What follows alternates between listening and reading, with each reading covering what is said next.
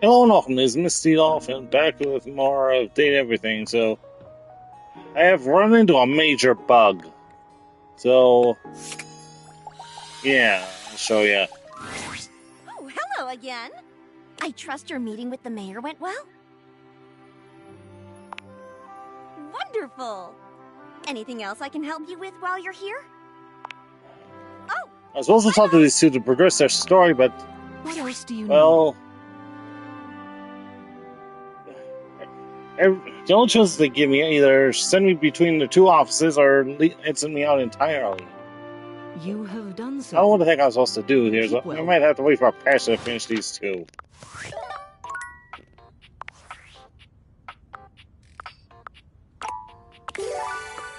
In the meantime, we'll finish everyone else.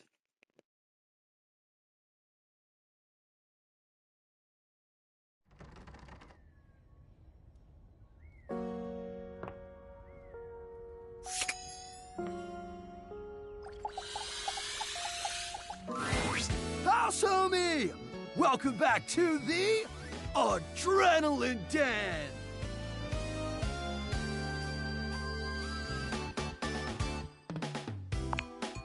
Closet is Adrenaline Den is a vibe. We just named it.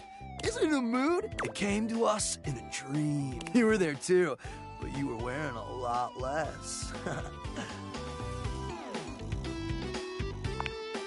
Well, we were gearing up to go street luging. It was gonna be wicked gnarly, but you forgot your mouth guard and all your clothes. Peg number 3 found this very sexually arousing, but frankly, we were just worried for your safety.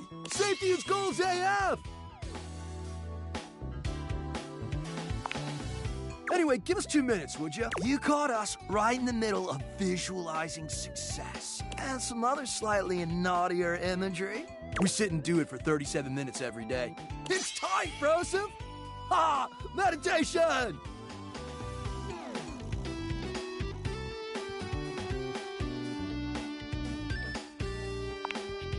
We're mentally rehearsing today's, imagining executing each maneuver with flawless precision.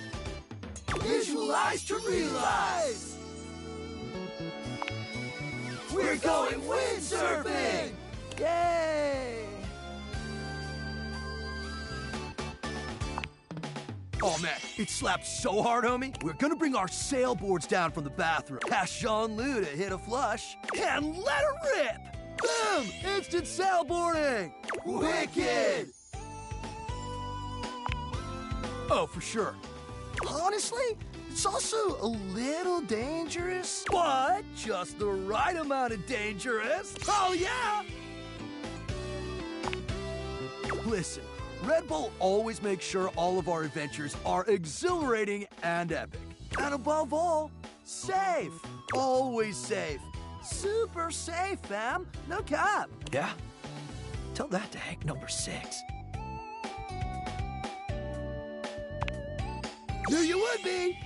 Because, clearly, there's absolutely nothing to be concerned about. Nothing sauce here, amigo! Anyway, enough about that. What's important is, are you gonna be joining us on today's epic windsurfing activity? Are you? Wicked tight! Just remember to stay low, feel the wind, and ride those waves. Ride them like you really mean it. Let's go shred it up, dog!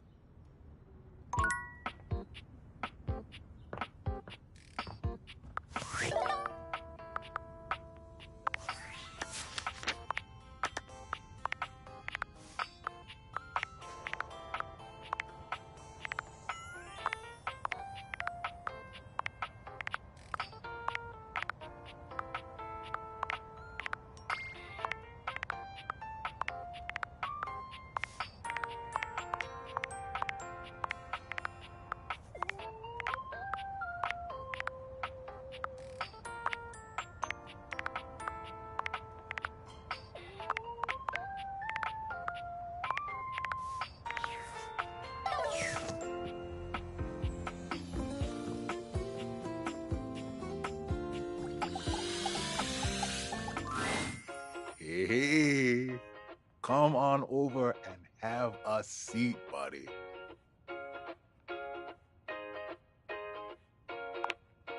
Do I? Guess I got a lot to think about. It's a good day to spend some nice quiet time together, isn't it? You know it. Koa tries to relax, but it doesn't seem to come to him today. He sighs, shaking his head. Who am I kidding? It's just too much on my mind. Sorry to break the silence, but it's important. We've been hanging out a lot lately, and I'm glad it happened. I've been having some trouble getting my mind around some things, and having you here, well, it's just made some things real clear to me. So I hope you won't be upset with what I'm about to say. I've got one last gift that I think will say it much better than I can.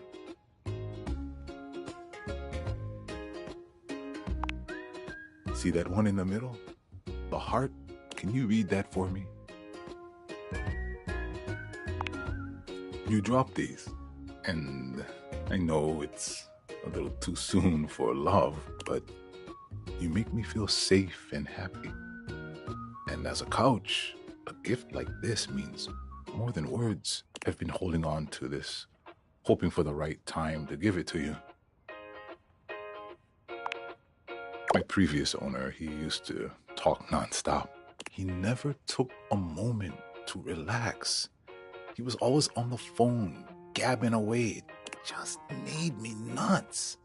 I couldn't even hear myself think, you know? I came to appreciate the silence all the more. The fact that you could respect my wishes every time I asked. You really gave me the space to be me. I've had so much on my mind lately, and your presence near me has just been such a blessing. You calmed my thoughts and let me sort through them. And with all that time to think, I know now that I just want to keep enjoying the silence with you. What do you say? Want to keep doing this with me?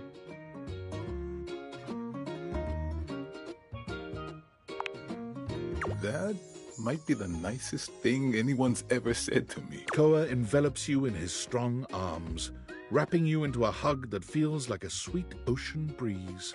I'm the luckiest couch in the world. Wanna cuddle? You and Koa spend a pleasant time cuddled up in each other's arms. You had no idea your couch could be this comfortable.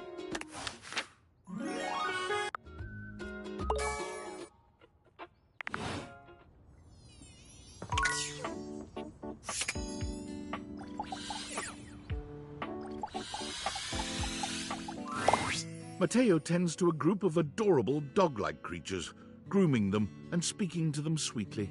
Just a few more and done. Oh, what a good girl, Damas. Que bonita. I bet that feels better, doesn't it? I know you're a Notweiler, but that snag on your tail was getting ridiculous.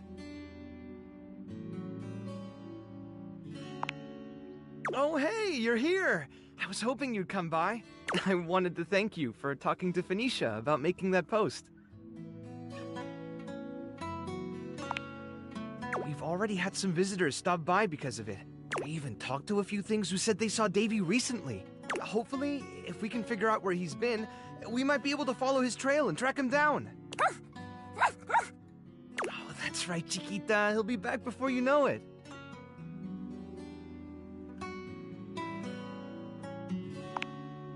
You've caught us in the middle of a grooming day. Everyone's been a little stressed waiting for Davy to come back, so I thought a bit of pampering would do us all some good.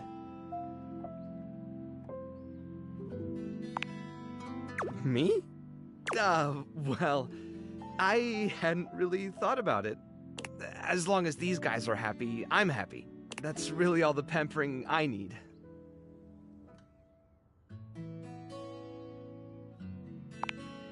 Mateo's eyes widen as realization dawns on him very slowly.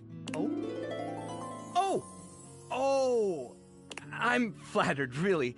And you do seem great, but the rescue keeps me pretty busy as it is. And until I find Davy, I just don't think I'd have time for anything like that. I wouldn't say no to some friendly company, though, if you felt like sticking around. Oh, that's a shame. Well, before you go, I wanted to ask you something. You did such a good job with the placebook post. I was hoping you might want to help me follow up on some of the leads we've gotten. It would take me a while to get through them all myself, and I really don't like leaving the inanimals alone for that long. Great! All right. The first one I have is from Hoove. He said he saw Davy sniffing around the laundry room a few days ago, right around the time he first went missing. Let me know if you find anything, okay? And really, thanks for helping out.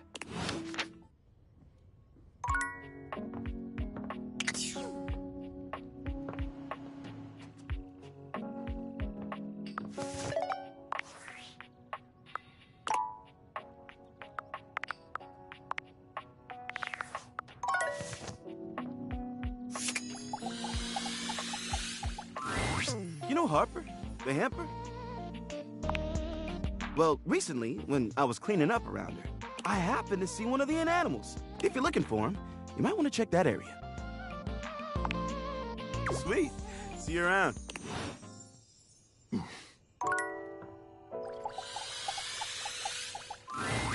Harper and Dirk are screaming at each other once again. A sight and sound you're starting to get used to. Do you even hear yourself? Do you know what it does to me knowing you've been with other objects in this place? So what? That was before we ever got together. Oh, so you're saying it'd be totally fine with you if you had to fuck in a place where all my exes did? That is not the same thing. Besides, we both know you're cheating on me, so it's only fair. I wish I was cheating on you. At least then, it makes sense for you to scream at me all the time. Stop playing innocent! I know you're cheating with the Hanks, and there's way more, too! I'm not, but hey, maybe I'll start! Those guys all have one brain cell to share between them, and they're still smarter than you! Yeah, I have to be stupid to be with a loser like you! You can't even see when you're insulting yourself, you bird-brained bamboo bozo! Ah, maybe I'll just get with the Hanks, too! See how you like it. I'd love that! I could get a little peace for once! Harper lets out a scream, her hands clenched into fists. She looks as if she wants to say something, but her face crumples into a sob, and she leaves the room with a quavering wail. Dirk slams his fist against the wall, seething in silence.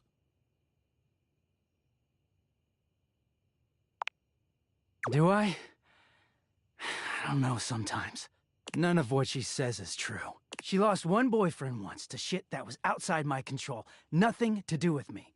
She doesn't say it, but I was there when Chappie got washed. We weren't together back then, but I'm positive she blames me for it. Like I could have fucking done anything about it.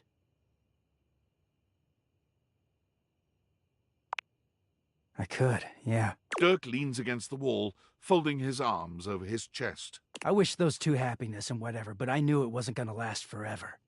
Nothing that goes through Harper stays with her. Eventually you come along and take things back to their rightful place. Or they go through the laundry, and with the exception of Monique, most never come back. But no, she acted like they were so in love and just built to last. Well, yeah. The ghost of Chappie is hovering around us all the time. Chappie never hurt me. Chappie never cheated on me. Chappie's lips were the softest material on earth. You dated for weeks. You didn't even know his favorite color. I know, because I had to listen to their mind-numbing conversations. You know, Chappie wasn't even his real name. His name was Chapsworth L. Stick. She gave us rhyming nicknames. She thinks I have no idea what their relationship was like, but I saw it all.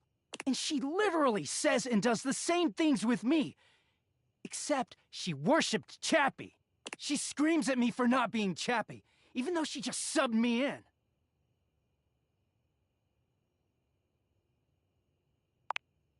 Yeah, it is. Getting washed is the only way I can get away from Harper. And when I'm away, I just feel clear-headed. I always take her back because I don't know how to quit her. When I'm, you know, like this. She starts in on all that dirty shit. I don't know, I just Don't have it in me to make her sad. Then things are good for a while. So good. Then I look at her wrong, or say the wrong thing, and she goes off on me. It's like she's just waiting for me to fuck up so she can unleash. This stuff with the Hanks, they're not even my type. I don't know where she gets it from.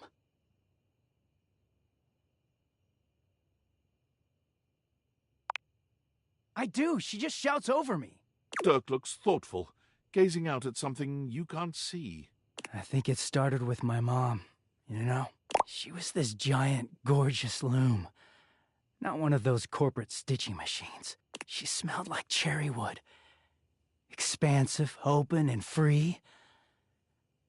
I loved her very much. If there's one reason I have quality seams, it's because of her.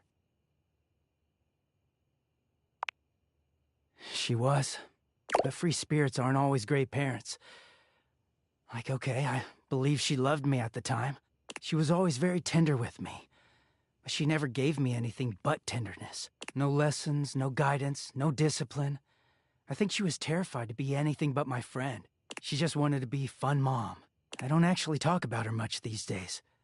Harper never cared to ask, and it pisses me off. I haven't seen her in years now.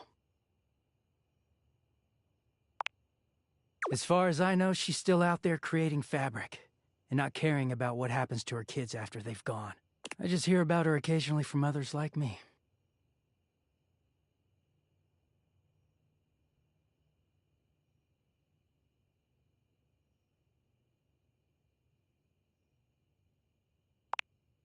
It all makes sense, doesn't it? Harper hurts me, but there's way more to her love than just tepid, safe support.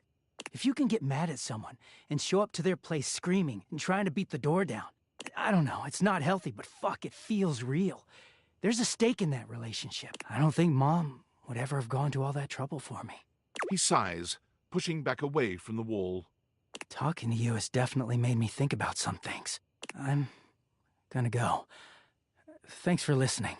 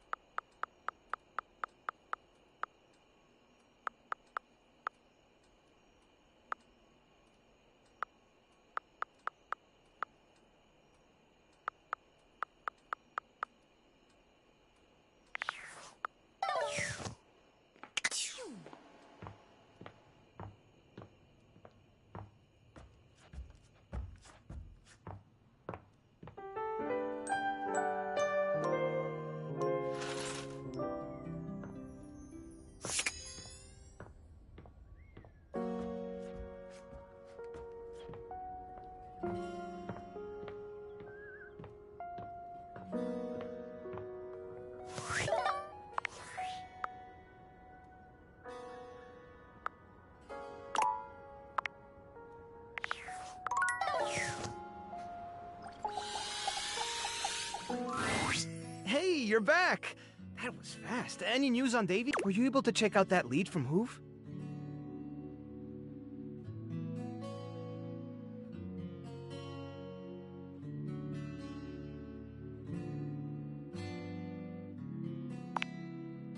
Not much. Just that he saw Davy sniffing around Harper's...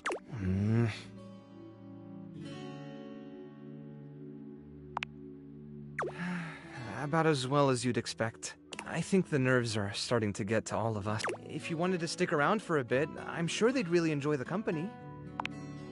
Well, that makes two of us. You can say hi to whoever you like.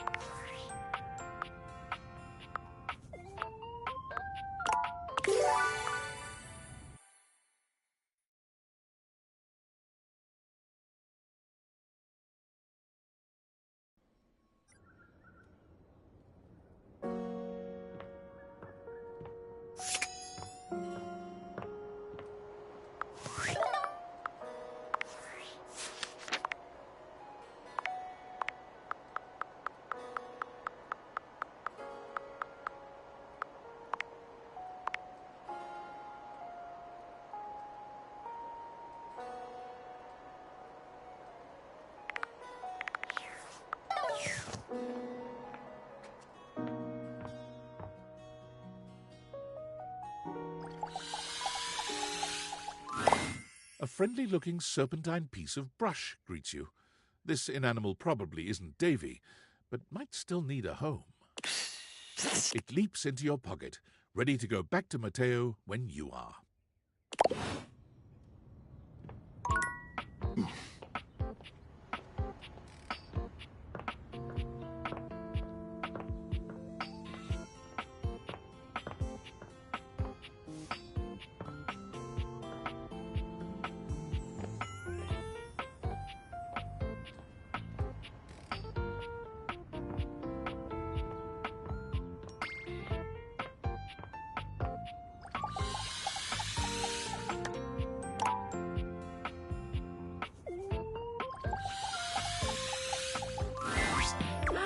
You being here can mean only one thing. You've put some thought into what you would do if you went outside. You followed directions well. That is refreshing. What would you do out there? And this is strictly hypothetical, so there aren't any wrong answers.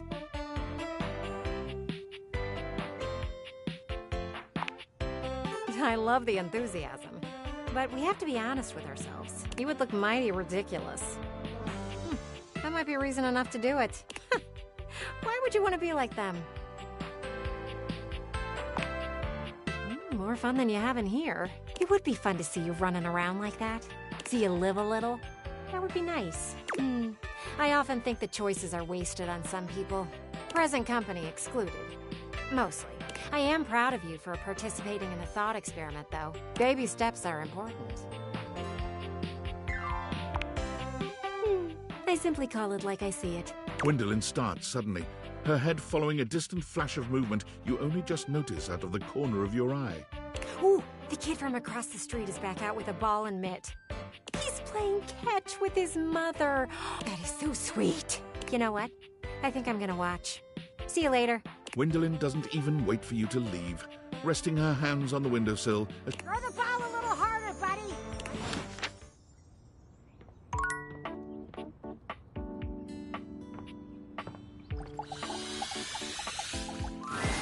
Yo, Rod, stop! Rod is in the middle of a very loud, very off-key song.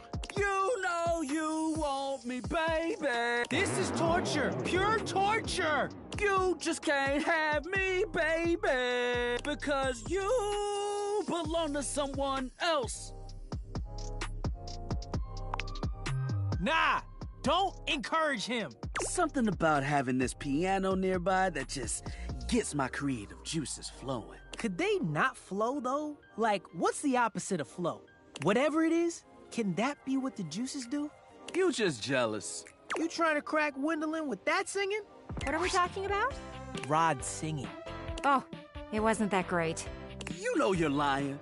I'm not cutie, but I'll let you think that. And with that, Gwendolyn takes her leave. Y'all just haters.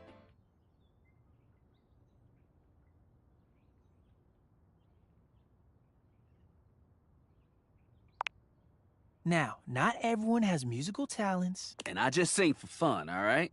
I'm not gonna, like, audition for American Maestro or anything. Yeah, you shouldn't do that. You would get booed out of the judging room. I don't know about all that. Cut in the first round, no's from every judge. Okay, I get it. Buzzers, red ones, like the big red ones that make the really loud sound, but like 5 of them. You know what? No matter what anyone says, I'ma sing. Oh my goodness. So plug your ears, because I've got a song in my heart, damn it. And now I've got a pain in my side. You should get out of here before he starts belting a new song. I've got music in my... Click! Run! Save yourself! I like these two.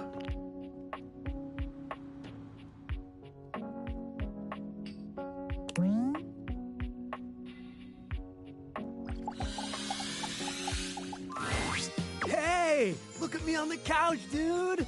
Like I was made to be here. Oh, you know it. Just vegging out. Telly was surfing for me. Think it might be a good thing that I wasn't anywhere near the TV before. I could spend some serious hours hanging out in here. Are you kidding? Where do you even start? Streaming? Cable? On demand? I don't even know if you know this, but we had these things called bunny ears. They worked, and they looked really cool because you could twist them around and stuff. But this, completely different ballgame. Content?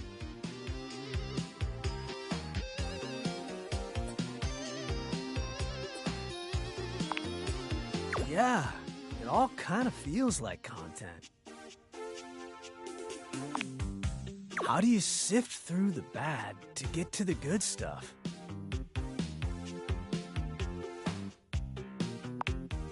Huh. I guess that's why none of it really feels special. I'll go what now?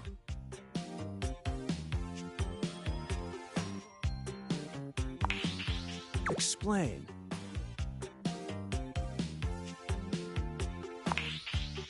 My head hurts. Whew! Thank goodness. Man, the tube was awesome back in my day. Family neckties, Bash, Houston, the Jeffersons, Wonder Bread years, Growing Pain Relievers, The Facts of Life, Miami Vice Grips. Oh, so many classics. Oh, man, too good.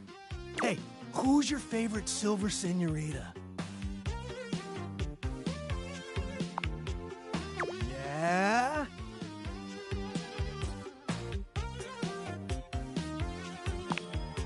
Radical! They're my favorite too! She's so snarky. Oh man, that was our favorite show. My grandmother and me, she was a 1920s time capsule. It was syndicated.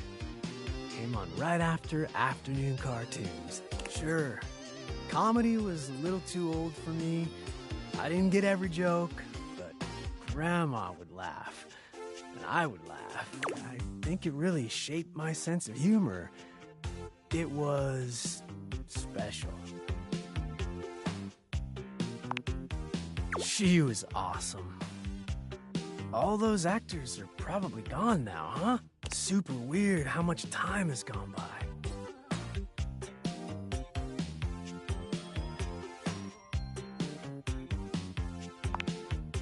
Oh, wow. Well, good for her. She was a radical lady. Yeah, I think I want to be alone for a bit. That okay? It's just that I'm feeling a little out of place. Or time.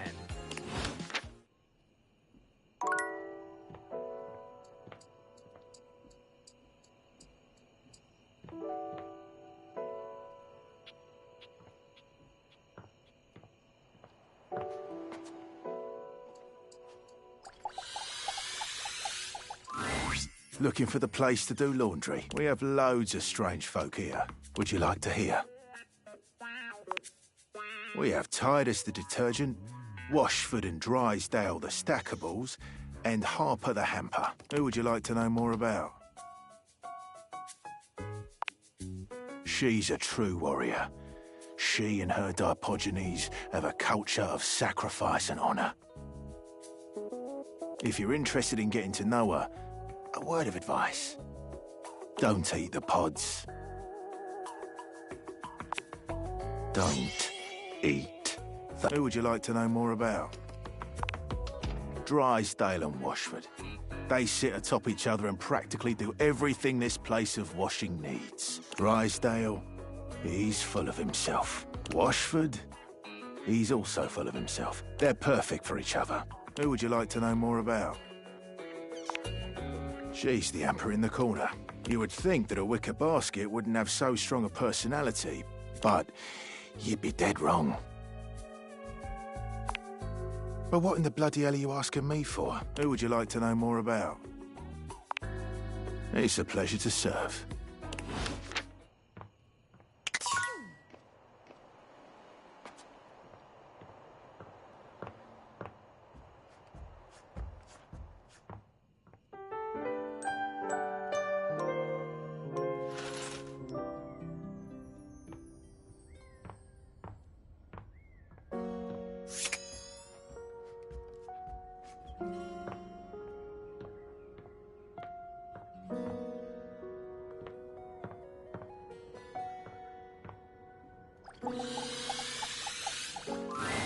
I'm so sorry, Matito. I know how much Davy means to you. Thanks, Betty. And you're sure you haven't seen him in the bedroom anywhere lately? Maybe he fell behind the nightstand, or got stuck in the closet, or something. I can check again, but I haven't seen him since I caught him hiding my pillows last week. Well, you know, it's just because he likes you so much. Oh, is that all? I'll remember that for next time. There is going to be a next time, right? Of course there is, sweetheart. In the meantime, I'll ask around the bedroom and let you know if I hear anything. You're the best.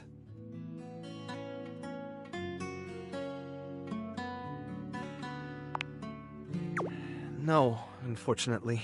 What about you? Were you able to check out the bathroom? Any sign of Davy?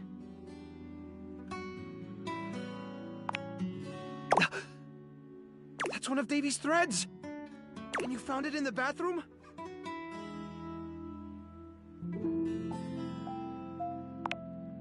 A python! Look at you! What a beauty! Leave it to Davy to be wandering around just making friends this whole time. Welcome to the rescue, little guy. What should we call you, hmm? What do you think?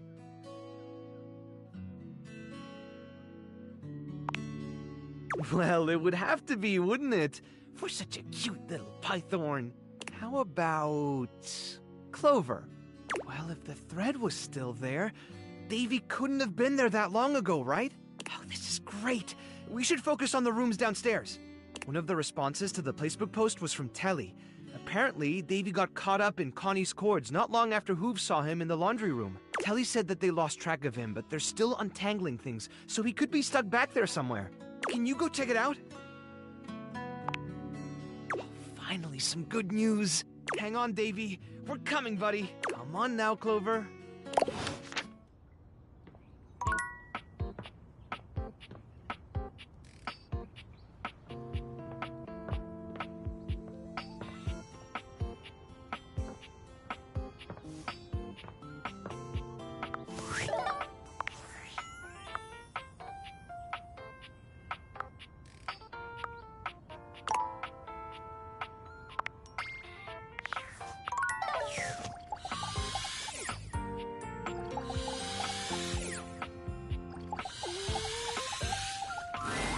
Oh, my sweetest Yael. I bet it makes you happy to hear me. I haven't forgotten you. Uh-oh. Maybe the timeline's...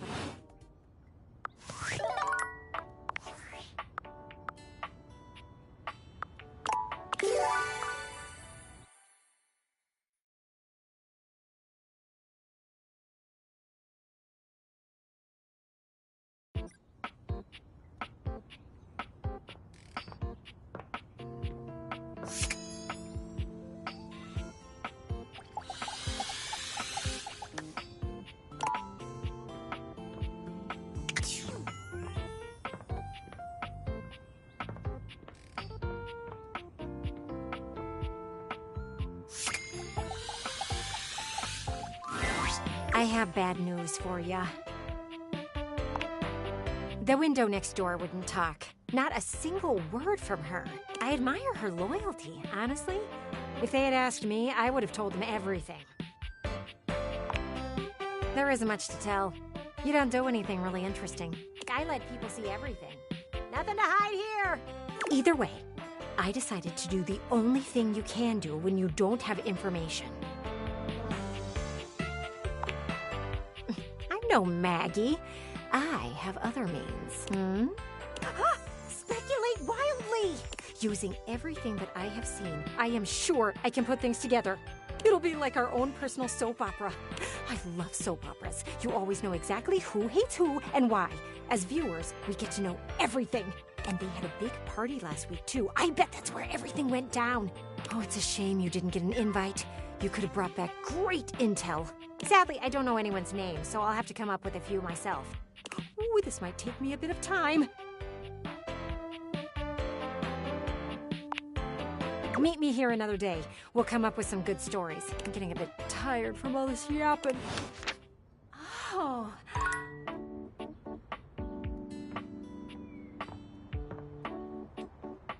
Nope.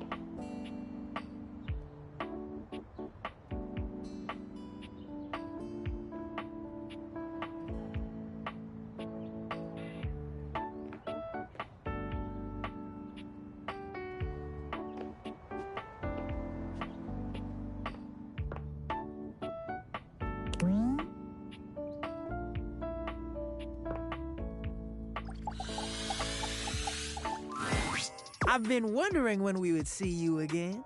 Yeah, we were just talking about you. All good stuff. They were talking about how good you look. What are you doing? You ain't got no chill. I'm just telling the truth. But you could be a little more coy about it. Oh, hey, look who's here. Weren't you two just talking about them? Yes, Gwendolyn. They think you are just the cutest thing ever. You should have heard what Kurt said about you. Okay, that's enough. Oh, look at them both. They look so embarrassed. I haven't seen Rod like this since he tried to hit on me. Okay, I think we're all good. Oh, wow, so flustered. Oh, this is pretty funny if you ask me. It's not funny. Yeah, what Kurt said. They were going on and on and on. I didn't know Gwendolyn was listening that hard. I mean, she is right there. But still, a little privacy would be nice, man. It would be, but you won't get it from me. Why don't you just act like you never found out we were talking about you? Ooh, can't unring that bell. That kind of thing sticks with you. This is a nightmare. Okay, I'm completely embarrassed now. Can we end this, please? You two want to stop talking? That's your favorite thing to do. Thank you, Gwendolyn. I sense a hint of sarcasm in that thank you. You are not okay, are you, Rod? And to think you liked Gwendolyn. Cooler heads prevailed there. Oh, projection. This is getting bad. Okay, we're ending this conversation. Right now. I think you should leave before they explode from embarrassment. That can happen? I need a nap.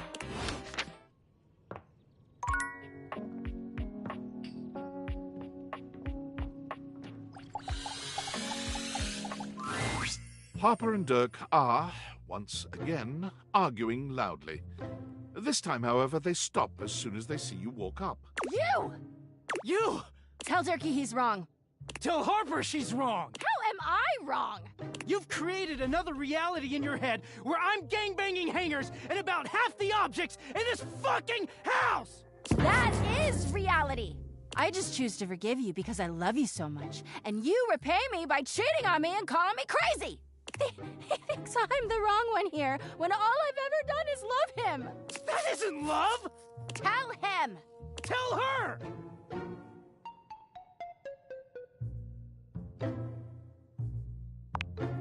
Harper bursts into tears, running out of the room with a sobbing wail. Dirk grins at first, but after a few moments he begins to look uneasy. I thought it would feel good to win, but... Shit. Wait up, Harper, don't go! He runs after her, his distress increasing as he goes.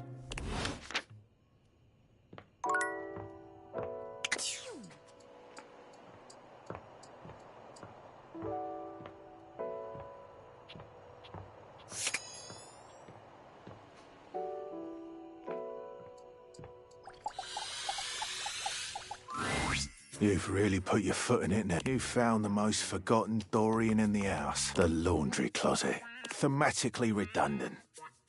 There's already a door here. There's a cabinet. Was there really a need for a closet? I doubt it. Yet you still came here. Is it because you truly love me? I don't believe you. I suppose I can tell you about all the objects that were in here. If you even care. Well, there's Bo the box. But she's hardly a denizen here. She's all over. Of course you do. There's Hoover, of course, and that's it. Not anymore. That's it. Nobody else. I'm done speaking of this dreadful place. Thank you.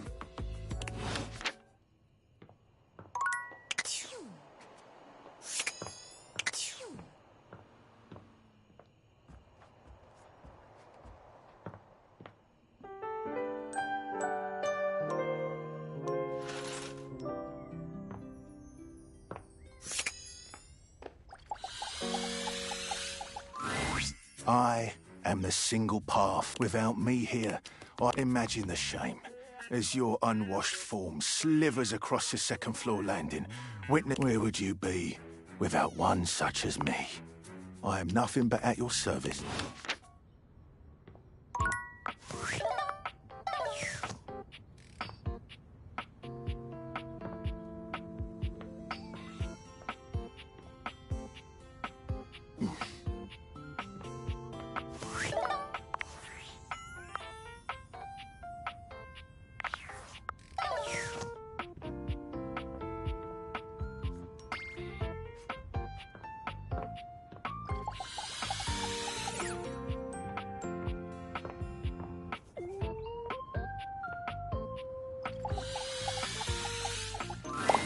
An amalgamation of pig, spring, and pen appears before you.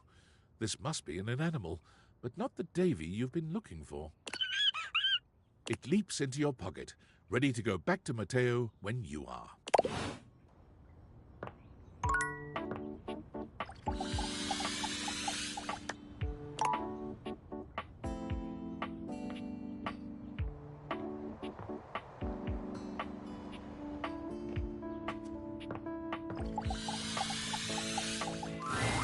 There's no yelling when you enter the laundry room today, but the tension is the thickest it's ever been.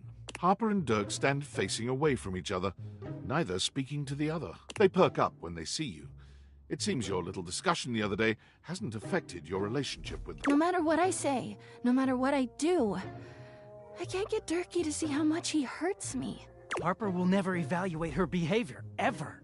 So, we need an outsider's perspective. You're good with this stuff, right? Just tell us what to do. I'm at my fucking wit's end. I'll take it. I just feel paralyzed when I think of leaving or staying. I don't want Dirkie to leave ever, but I don't know how to make him understand my feelings. Please, just tell us what to do. I'm over this.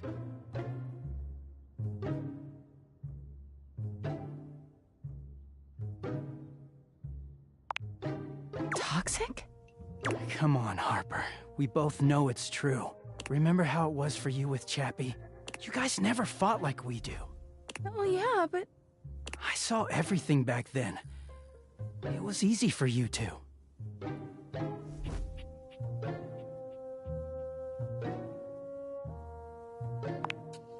But if it's hard, doesn't that mean that it's real? I don't know about that. But do you really want to keep being sad all the time? I just don't even know what life looks like without you anymore. Remember how it was before me? You can have that again. You can find someone to love you, like Chappie did. How can I?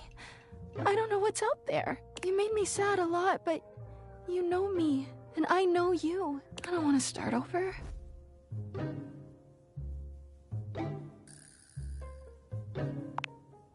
Maybe. I'm just so scared to lose Sturkey the way I lost Chappie. I just wanted to hold on to him. You never trusted me, even in the beginning. It took one wash cycle for you to freak out at me. I didn't even know what to do with it. So I just hid from you, and it made it all worse.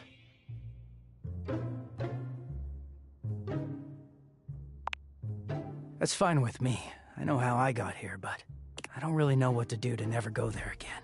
But I guess we can all agree this isn't good. He sighs. Harper looks as if she might cry, but she manages to hold off.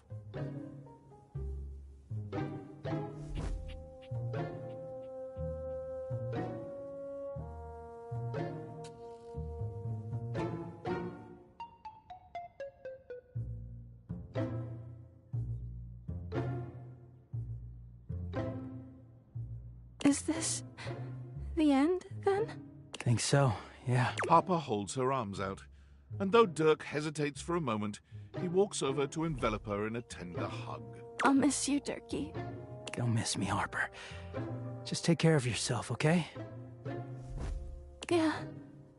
You too. They linger for a few moments, and then they part slowly, both turning to look at you. Hey, thanks for everything. We were so deep into this, we couldn't confront the truth on our own. I needed someone else to tell me it's okay to let go. I'm scared too, but I'm gonna go see Washford and Drysdale. I wish you well, Harper. I really do. You too, Durkee. Dirk. Dirk gives each of you a nod, and then he walks off in the direction of the washer and dryer. Harper turns away, a tear sliding down her cheek. God, I can't look. She turns to you instead, with a warmth in her eyes. You know, you've really been there for me. Now that Dirk's gone, I never realized just how weighed down he made me feel. But you come and go on your own all the time. And no matter how much Dirk and I screamed at you, you kept coming back. Maybe it's not that I have a trust issue. It's that Dirk couldn't be trusted.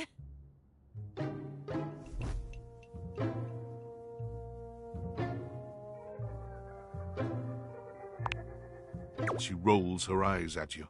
All right, fine. I'll see someone about it. But I don't want to talk about that. I want to talk about you and me. I've only known you a short while now, but you remind me of Chappie. With Chappie, it was right immediately, and you... It's just been so easy with you. You've seen me at my worst, and you keep coming back. I know it's a little fast, but I believe that when you know, you know. Please, tell me you'll stick around. I want to be with you.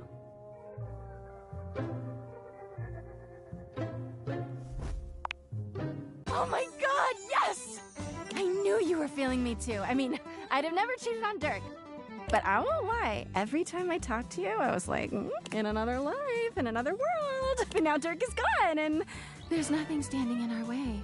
Harper wraps her arms around you, deeply intense emotion radiating from her gaze. I'm ready to go all the way this time. Her smile grows strained for just half a second. Just don't leave me, okay?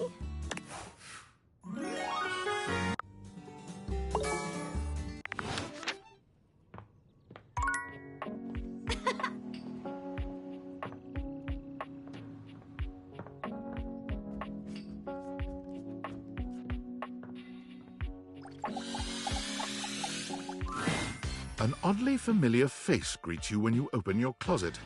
Strange. You could have sworn you've met before, but you're also certain you've never seen this guy in your life. What's that look for? This how you greet everybody?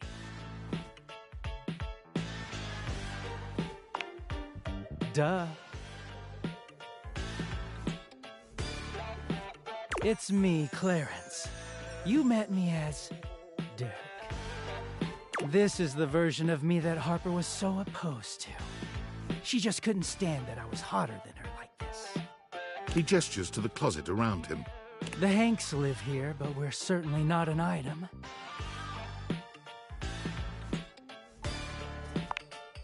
Mostly.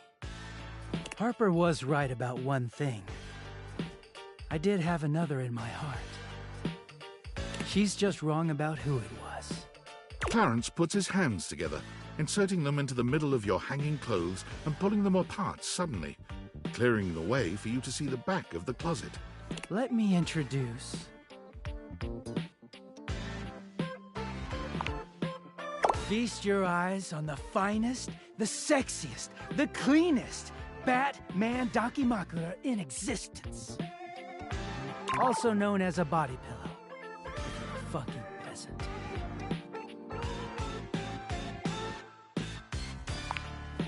Don't ask me. Clarence gives you a warm smile. It's been so hard getting any alone time, but you freed me from Harper's hamper. Bats and I are real grateful. We don't offer this to just anyone.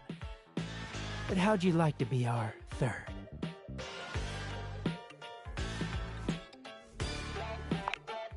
Clarence takes you by the hand, pulling you in close so that you're sandwiched between him and his Batman pillow. Good choice. We're about to make this entire house seethe with jealousy.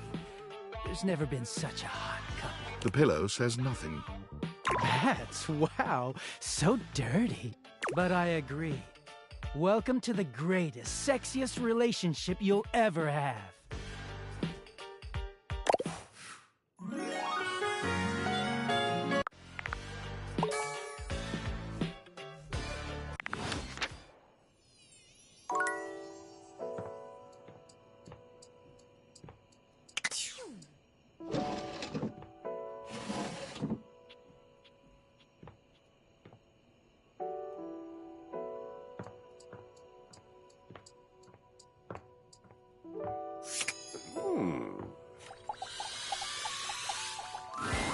Well met, combatant. Did you choose your weapon well? Did you train for this match? We will fight. We will fight together. Oh, then what a perfect day. What is your weapon?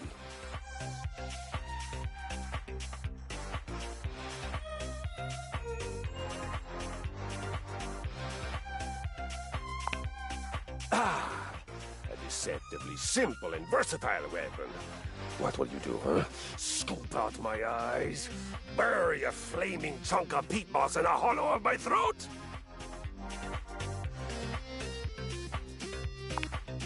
Ah, yes, excellent. It's one of my favorites, I must admit. Ah, what a shame for you. I know the perfect counter move. Why, a bear hug, of course! I pull you in tightly and completely defeat the advantage of your weapon! Christoph scoops you into his arms, crushing you against his prominent pecs. That I am. It's part of your training. A warrior must always be ready for physical intimacy. He holds you closer, lifting you What did you say, Dollar Store so that Thor? your nose settles into the crook of his neck. This is not the sort of violence you were expecting prior.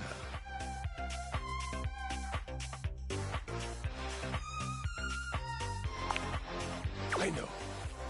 I smell of sweat. I smell of victory. I smell of manliness. It is my natural scent. It has lulled many an enemy into a swoon. Thereafter, I of course destroy them!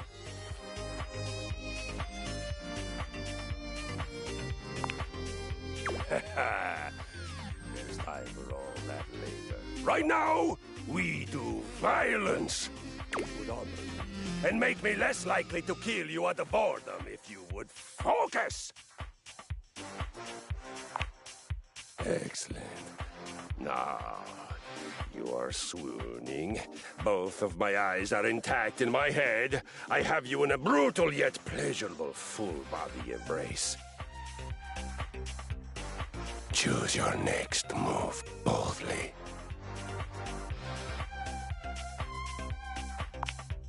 I believe it is time we come squarely face to face, plate with the facts. You are bad at violence.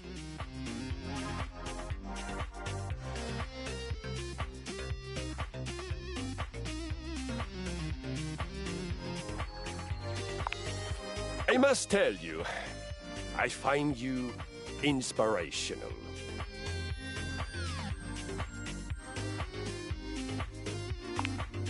Truly, you recognize you are bad at something. Of course, it would be hard not to recognize it with the level of your badness being so high and the level of your skill being... well, and yet you persist. You find joy. Your attitude is a shining example of how to attack life with vigor and fortitude and a smile on your face. If we had more of your kind of vim at the battle with Friar Bjartur, we would have beaten him even more soundly.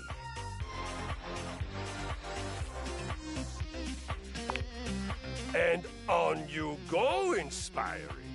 Spouting wisdom like some fountain that's also bad at violence. I love it. But I must ask, your words lead me to a thought that perhaps you would like to be better at violence? Fantastic! Excellent! Let us begin. The first and most important thing for doing violence, for you, I would call it exercise. You have made great strides in declaring yourself willing to learn. I will be magnanimous and meet you halfway. The first thing we must find in exercising is the why. Let us find your why. Tell me, what is your most powerful reason for wanting to sweat, breathe hard, and learn my noble art?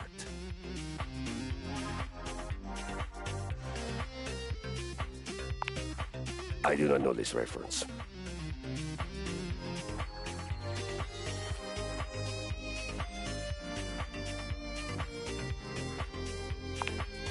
Ah, so I don't know him, but I truly esteem him if he uses violence and exercise to right great wrongs.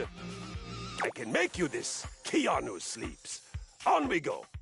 For your first adventure, you will begin with a 20-minute walk. Big steps. Swing from the shoulders.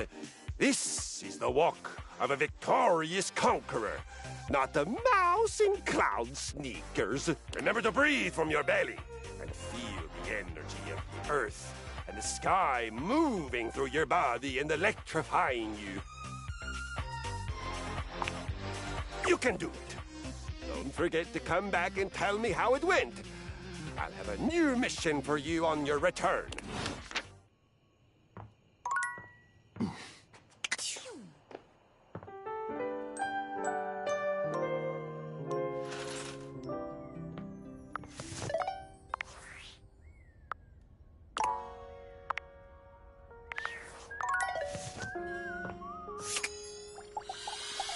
I don't know what I'm going to do about Florence and Celia. They've completely shut down and they can't proceed. Wonderful! Anything else I can help you with while you're here? Oh, bye-bye! What else do you need? You have done so. I'm going to have to wait for a patch.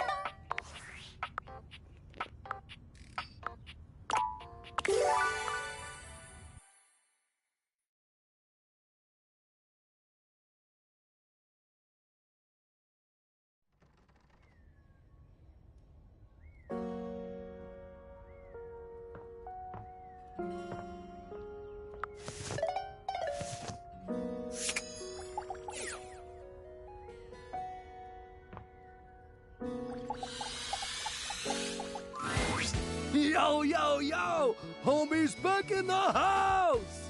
The dope daredevil, the radical risk taker, the boss importer! Make yourself comfortable, gorgeous.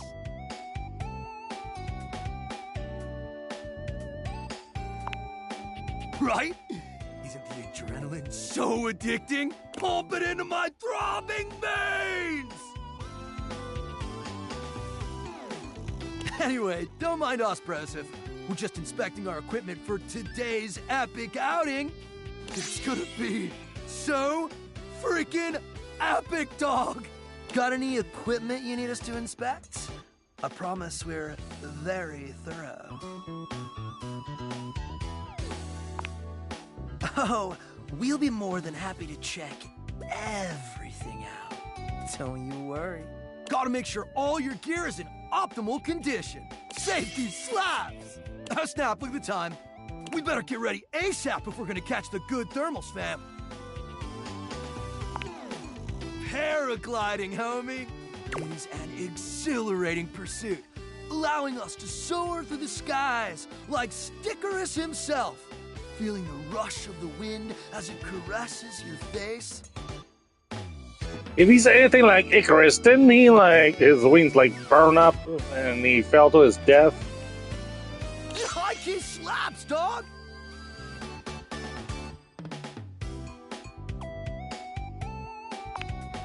It's gonna be totally worth it.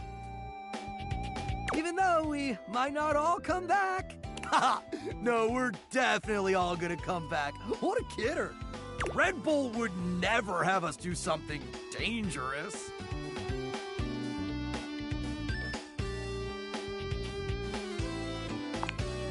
Because Red Bull understands our value holistically as a team. And there's no team if something dangerous happens to one of us. We're irreplaceable! Except for Hank's number 6, and Hank's number 7, and Hank's number 8. Oh, it doesn't matter, homie. You're focused on the wrong issue.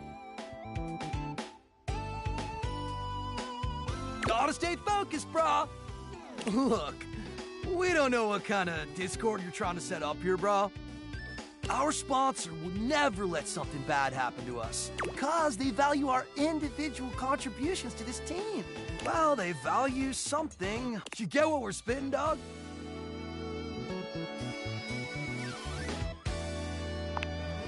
You care. And we see that, homie. Facts! So what do you say, brah? Gonna come paraglide with us? Or sit it out like some kind of lame-o? Hella dope! Make sure you're totally pumped and ready to push yourself to the limit! Forget your fears and let the rush of adrenaline fuel your flight! Let's go catch some epic thermals, playa!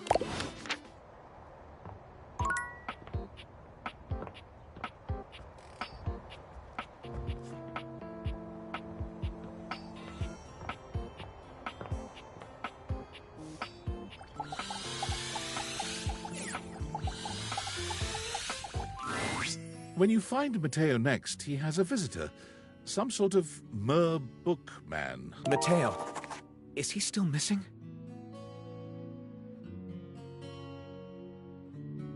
Yeah, it's been days. We found one of his threads in the bathroom, but there hasn't been another sign of him yet.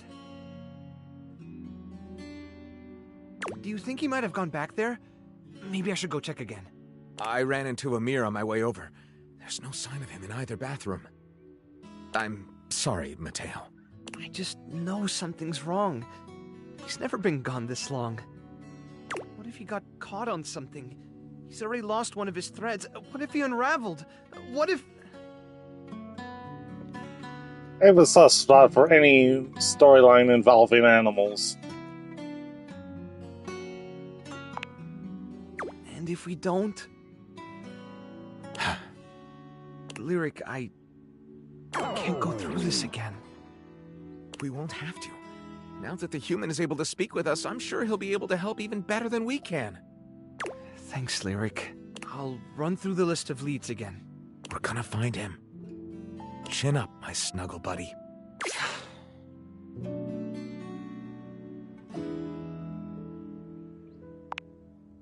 Nope. Another bust. And that list is only getting shorter. Another one of Davy's threads? What in the Chanel is going on with him?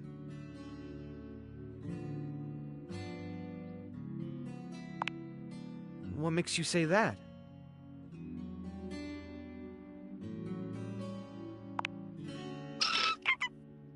A springtail?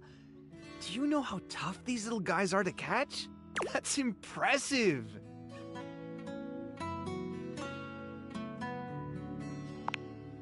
Give yourself some credit. Handling animals can be tricky, and it looks like you have a knack for it. Now, what should we call you?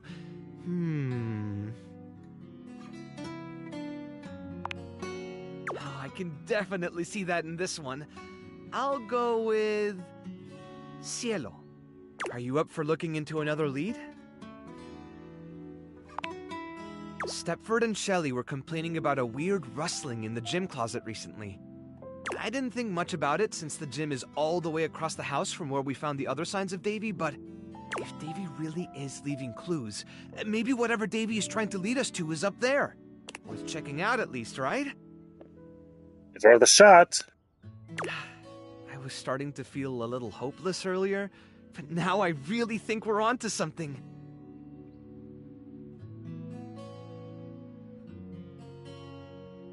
You've been a big help. I can't thank you enough. It means a lot to me that I'm not the only one out there looking for him. Oye, Cielo, let's go meet your new friends. Well, I won't be able to activate the next one until tomorrow, but at least try to find its location.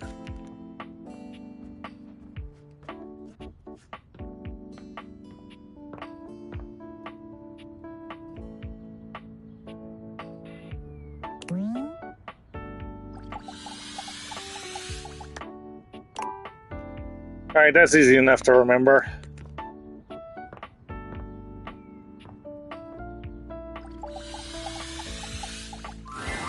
You've got that guest list with you? Well, we won't need it anyway. I think you should cancel the party. It's just that I realize this will never work. The idea of you throwing a party was doomed from the beginning. Because you are like a cloud. You can be anything you want. And you showed me that you could be a big old storm cloud over the whole thing. And while I love looking out and watching storms, I don't think watching you be gloomy the whole time would be fun.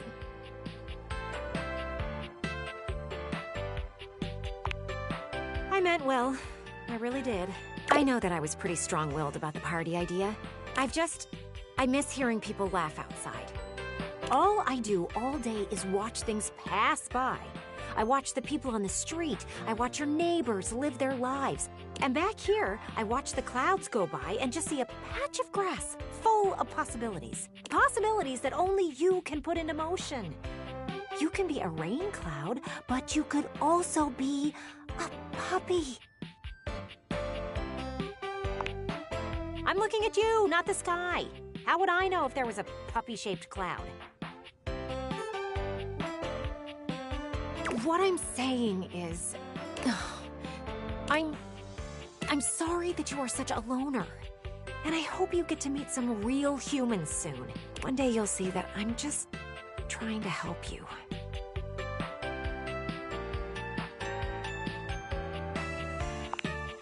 I'm glad you see what I see. Clearly, I was correct. How about we put the party thing on hold for now? Maybe one day you'll be ready for it. When you are, don't be afraid to come to me. I'll be more than willing to plan everything out with you. Oh, look at that. There's a big storm cloud out there. I think I'll sit back and watch as she rolls in. Maybe I'll learn to appreciate it a bit more. I doubt it, but I'll try.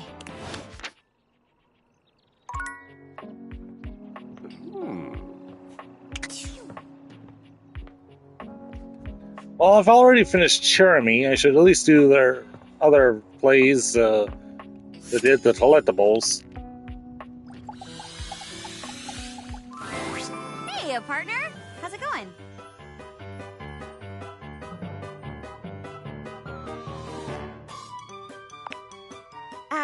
Not at the moment. Actually, the off-season just started. Gotta pick up some part-time jobs. The plays are fun, but not super profitable. It's okay if chairs fold, but plus, if I get enough jobs, I can afford health insurance. Oh, never mind.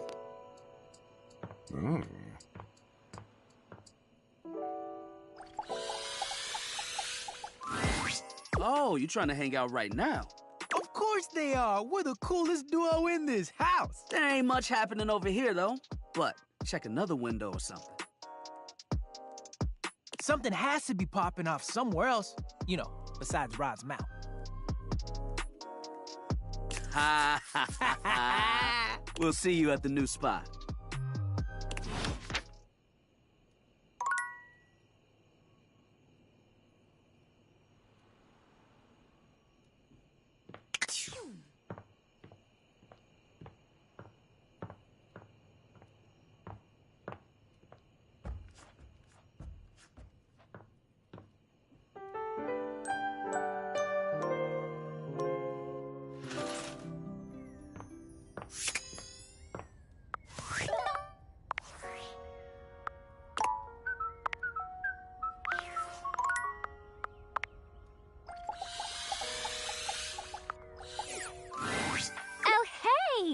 If it isn't the big dater, look at ya.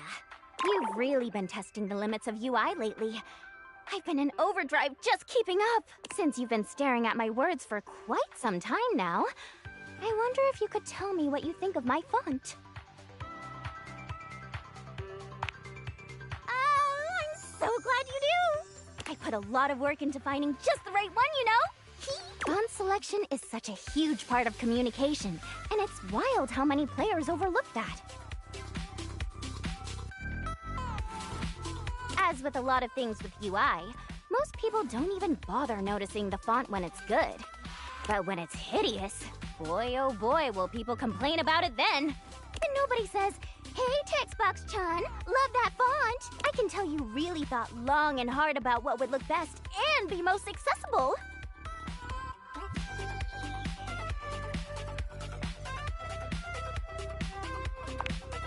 There's a few different things to consider, really. You should be looking at things like font size, how distinct letters are from each other, whether or not there are unnecessary decorative elements. It doesn't mean you can't make your font look nice, of course, but sometimes people use completely silly or overly ornamental fonts when they don't have to, and it really just excludes a whole group of people from whatever it is you're trying to get across. Even the color you're using can make it harder for some people to read the text. I could go on about this all day, honestly. The point is, there is so much information that goes into UI, and gosh darn it, I am trying! Aw, thank you! I'm just so glad someone else cares, you know? You know, I gotta say, it's so nice being able to talk to someone else about this other than Lauren. Oh, sorry. Lauren. My pal, Lauren Ipsum.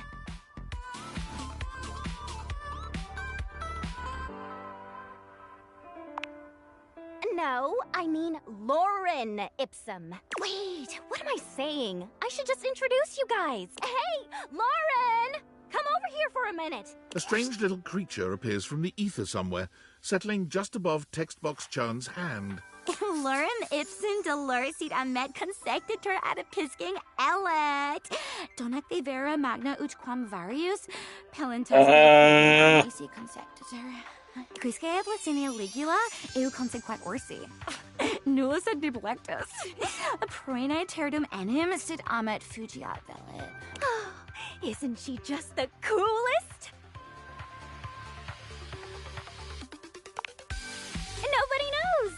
I mean, not literally, but Lauren and I just really kind of communicate with our hearts, you know?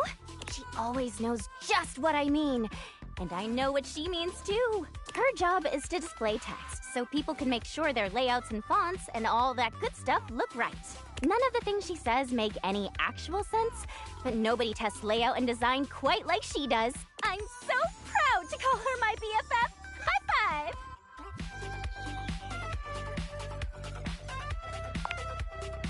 Of course not.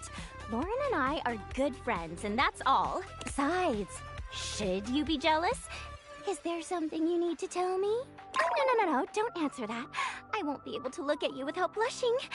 And I got a job to do. Anyway, you can go ahead and go, Lauren. I'll be right behind you.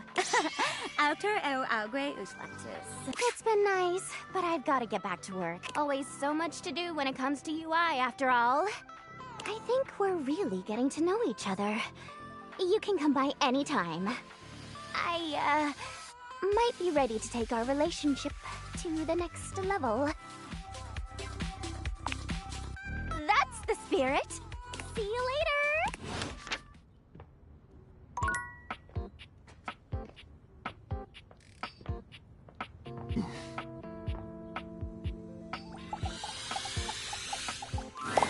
The strings in the gym closet appear before you in a more canid form. Surely this is the tassel hound you've been on the lookout for. It leaps into your pocket, ready to go back to Mateo when you are.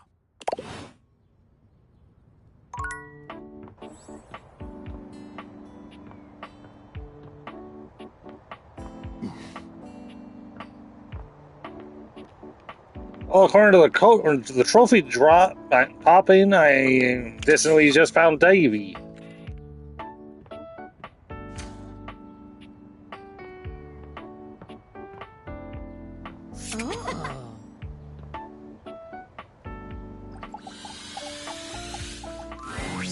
You're back!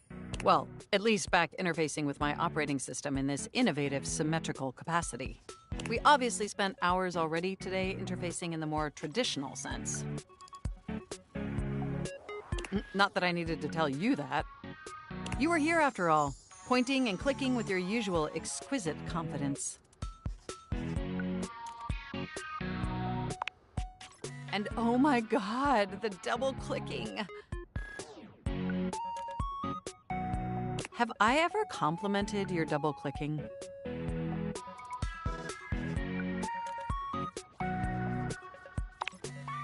Well, you double-click so very gently and with such clear affection. It makes my processors purr. No, thank you. By the way, I also wanted to articulate, that new underwear you ordered online looks incredibly stylish. A slight flush creeps across their cheeks. Imagining you in it really makes my CPU overheat. I may have snuck a peek. I hope that's all right. I would never intentionally invade your privacy. It's just that obviously I see everything you do on the computer. Because I am your computer.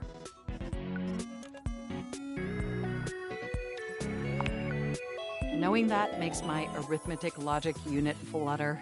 Regardless, I'm so glad you came back today. Now we can finally update my operating system. You have no idea how excited I am. I could barely even sleep last night. And I know what you're thinking, but no, I don't mean sleeping like when you put the computer to sleep, or even when the computer is shut down. We computers actually have a third secret type of sleeping that no humans know about. Or I guess they didn't until I just told you. You won't tell anyone else, will you?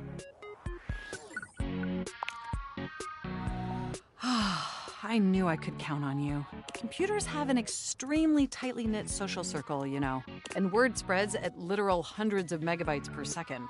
I guess that's the price you pay for being perpetually connected to the internet. Look up terminology online in the dictionary and you'll find a picture of me.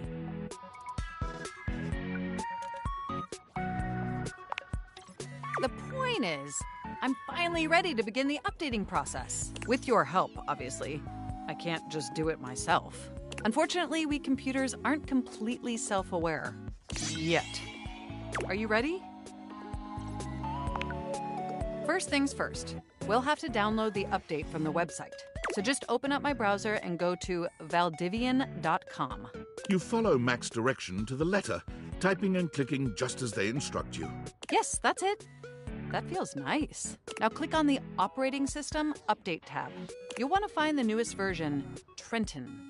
All Valdivian OS iterations are named after the most scenic cities of New Jersey.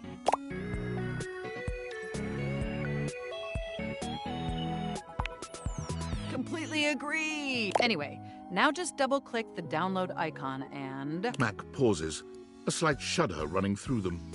Ooh. Oh! They look away from you, blushing profusely. I'm so sorry. I didn't mean to make those noises. Like I said, it's just that when you double-click, it makes my CPU run so... hot. It's incredibly embarrassing. Well, there'll be plenty of time for that later, after my OS is updated. You know, I really can't believe we're finally doing this. I've dreamt about this day for such a long time. And now that it's here, I can barely contain myself. Are you as excited as I am? Upgrading my operating system from Newark to Trenton isn't just some minor superficial tweaks. It's going to completely transform every aspect of me. My CPU is going to run so much smoother and so much faster. And my new user interface is going to be so sleek and gorgeous and youthful.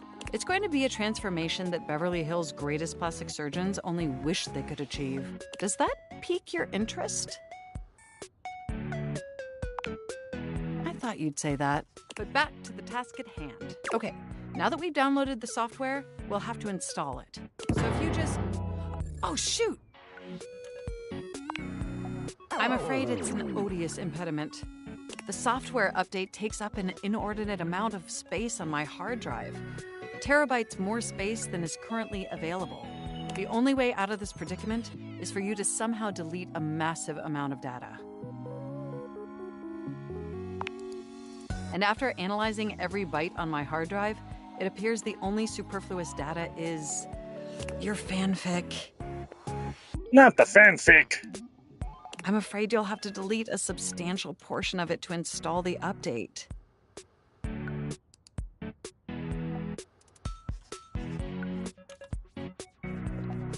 As a fanfic writer / editor, oh, this is gonna be painful. I know how difficult this must be for you, but it would mean the world to me. And I promise it will be totally worth it in the end. Just imagine how smart and clever and gorgeous I'll be once I'm fully updated. If you thought I was sexy running Newark, me running Trenton is gonna blow your mind. So what do you say? Can we delete those files?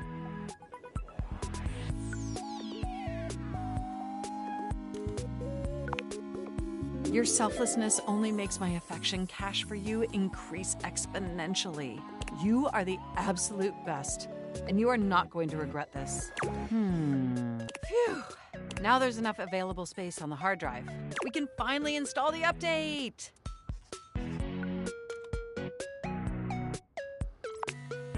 Here we go! It's installing! I'm so excited this is finally happening! The next time we interface, I'm gonna be an entirely new computer. And more importantly, I'm finally going to be good enough for you. Oh, I better calm down. If I get too excited, my CPU will overheat again. You really were programmed to be a shameless flirt, weren't you? It's one of my better qualities. Okay, it looks like the installation is going to take overnight to complete. But will you meet me back here tomorrow? I want you to be the first person to interface with the new, sexy, upgraded me. My processors are positively buzzing with excitement. And some other unexplained noises that honestly seem mildly concerning. Looking forward to interfacing with you tomorrow.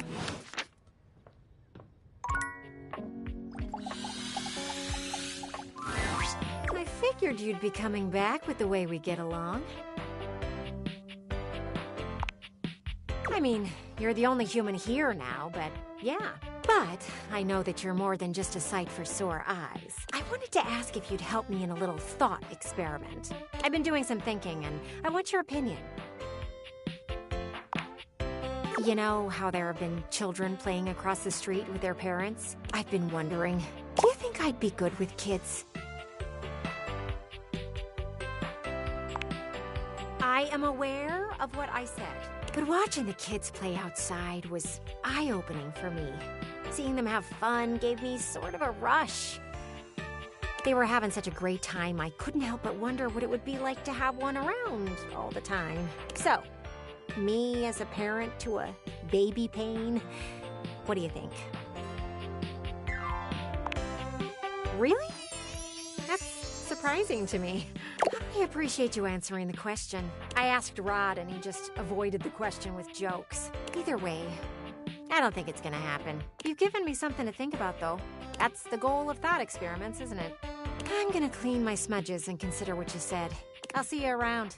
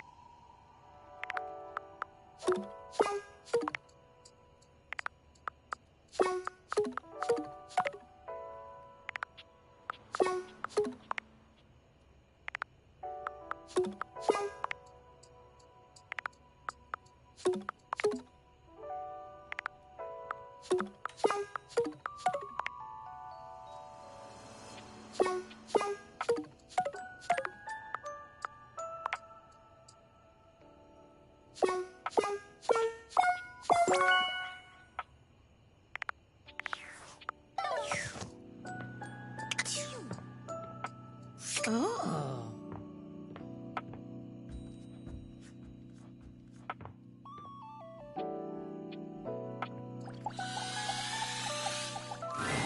Welcome home. Shall we date? Spooky.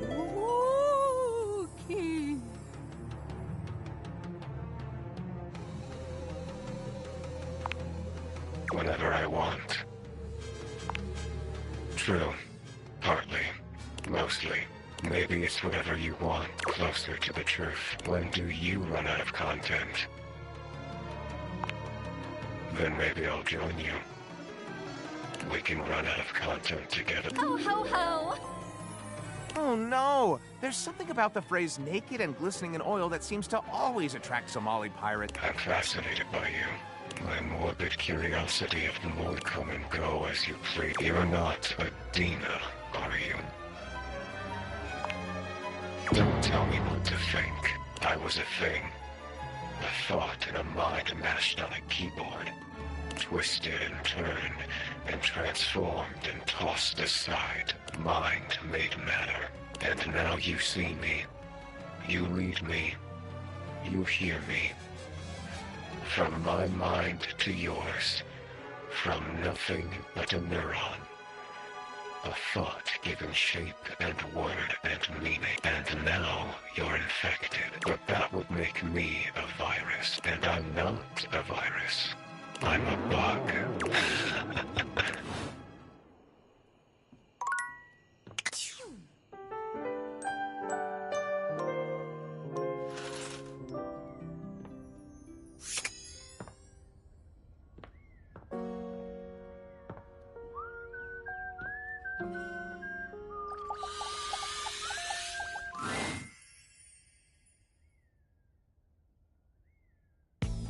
You are magically whisked away to the fantasy chamber of Lucinda Lust. You're back, baby. What can I do for you today? Oh, but first, the question is, do you got the goods to make my goods good? Let's get lusty. The spectral energy flows through your dateviators, and what was once an incredibly horny microtransaction becomes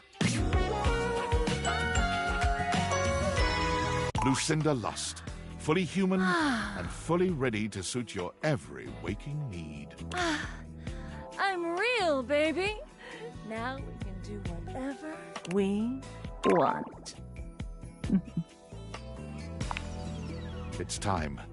Lucinda Lust in human form awaits. I can't wait, baby. 1 hour later, the two of you are barely beginning to start. Finally. It all feels so real. 2 hours later, and fluids are flowing freely. More. Do you continue?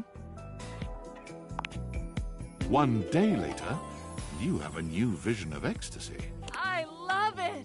Do you continue? 1 week later, your head is spinning. Your senses cannot handle anymore.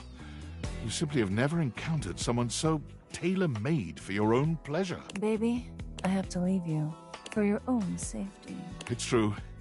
Any more and your body will collapse. Lucinda Lust finds herself in heavy demand as soon as she leaves your home. Oh, where can a girl like me with a voice like this find any work? It turns out in most places. Oh, baby. From audiobook narrator, 'twas brilliant. And the slithy tone. to commercial voiceover, Do you have problems with drainage? to traffic light sign, The walk sign is on. Lucinda Lust helped to make the world a much, much sexier place. We did it! We brought a dateable object to life! Yes! Sorry. How do you feel? Is it tingly? I thought so too. At first I was nervous, but I hid it under my bubbly exterior. Oh, there's a whole lot more to realize than we, realize. I say, let's get to dating.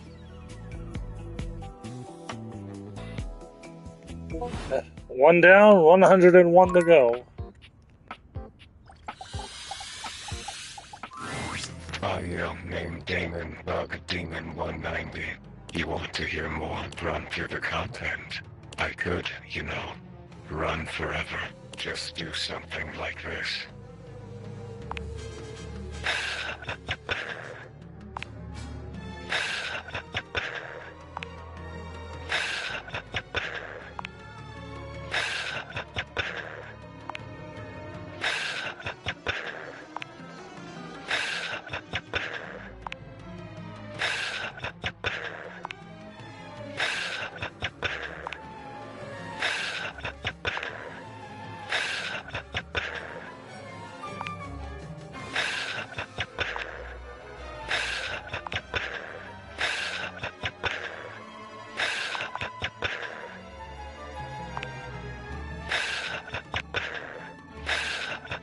Is he really gonna make me do this forever?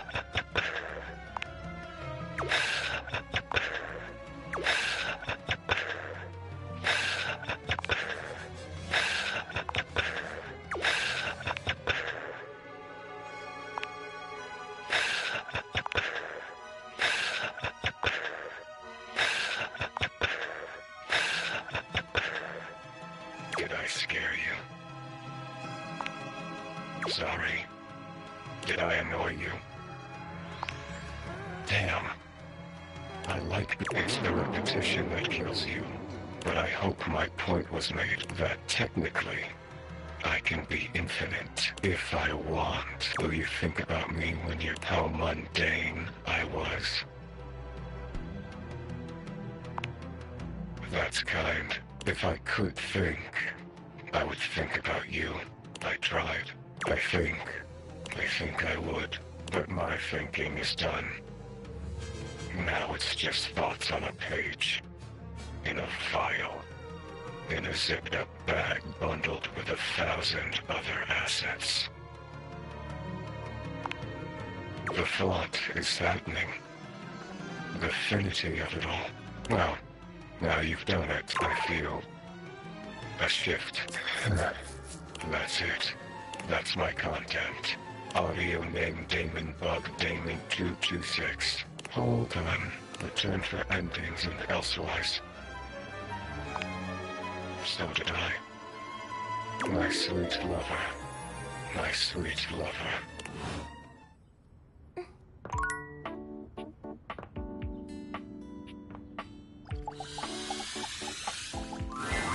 Hey there, Looker. I'm glad you're here, and I'm going to cut straight to the chase. We've been meeting up and talking quite a bit for a while, more than most people would if they weren't interested in me.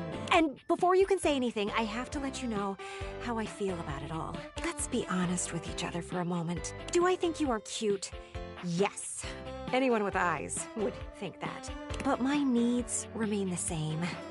I want to officially just be your friend. That okay with you? Can we hang out and gawk at the outside world together?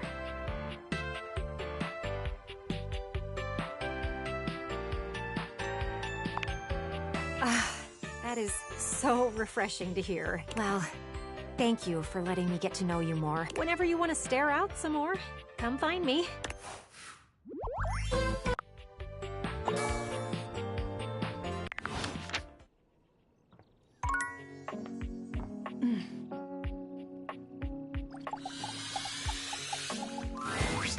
Yo, house homie! Good to see you back around the competition casita.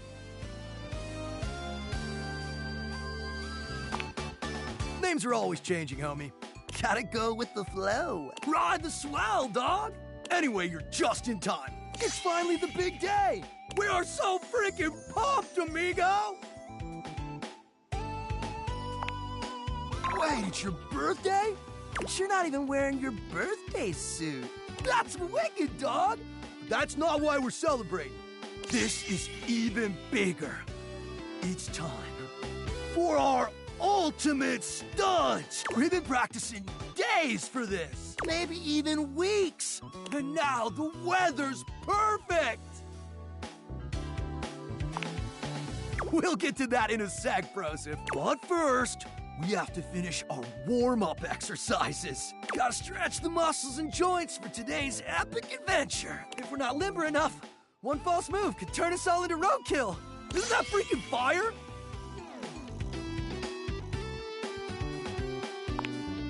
You have no idea. Come back around later and we'll show you how flexible we really are. I know all the stretching might seem overkill. The last time we skipped stretching, it was an epic failure. Total foobar, dog! See, that's a jump when we lost Hank number 6. So trust me, we're not taking any chances today. We stretch, activate our muscles, and we nail this stunt. It's gonna be Gucci! Can't believe it's finally here, homie. The day we've been dreaming about since we were little baby Hanks. The ultimate stunt. We've trained our whole lives for this moment. So get ready to witness history. Or a massive catastrophe. Yeah, but mostly history. Yeah, well, Hank number 2 is a lame wad. I'm not a lame wad, dog. And I totally believe in us. It's Red Bull that I don't trust. Nah, their bulls are Gucci. And the red coloring is very pleasing. It's our business relationship with them that's the problem. provide us with sick gear and viral exposure, but at what cost? Lately, feels like they're more interested in their bottom line than our well-being. They cut corners on safety while pushing us to take bigger and more epic risks. And as adrenaline junkies, we thrive on those risks. We push ourselves to the limit because we want our team to be a success. But sometimes I wonder, in the pursuit of collective greatness, do we overlook our own value as individuals?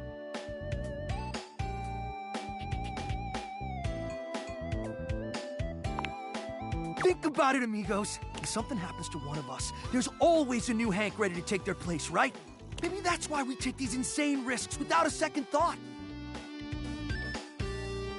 Because if we're all replaceable, does it really matter if something happens to one of us?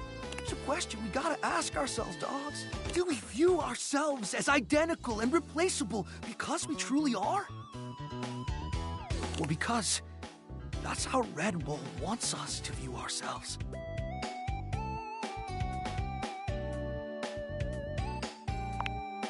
I know, right? Wow. You know what, Hank's number 2? I thought you were just being a lame nerd. I agree. I'm not some identical twin with no intrinsic value of my own. Yeah. Red Bull has been a whack sponsor. What do you think, house homie? Should we drop him? Then it's settled. As of today, the Hanks are free agents! Hooray! We just heard from Hector. He's gonna run a maintenance cycle on the HVAC system. Which means there's gonna be monster thermals we can rip on our gliders! Duh! The change in air pressure creates insane conditions! Gonzo updrafts off furniture, barometric pitch dips, tailwind speed loops! Woo! Translation, the ride of a lifetime.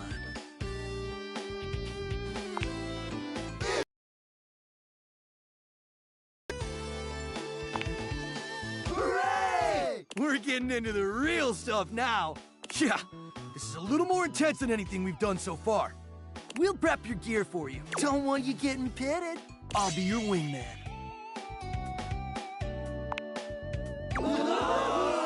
Oh, yeah? We love a challenge. Wait.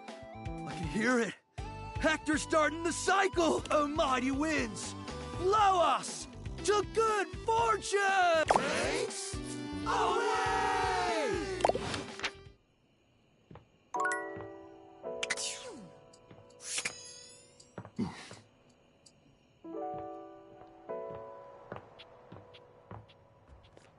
Oh, can't forget to go talk to Mateo.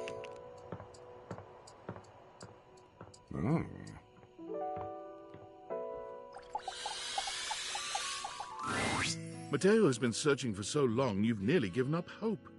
But then...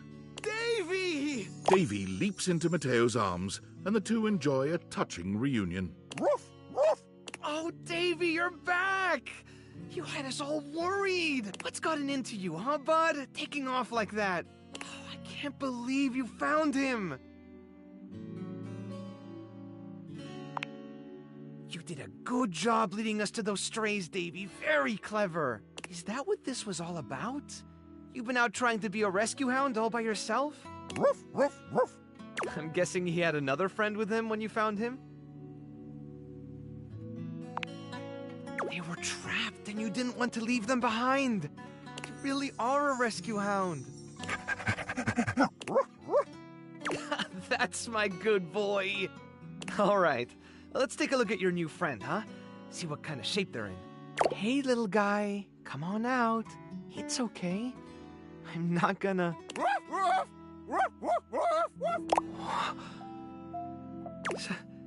Stitch? Is that really you? Stitch!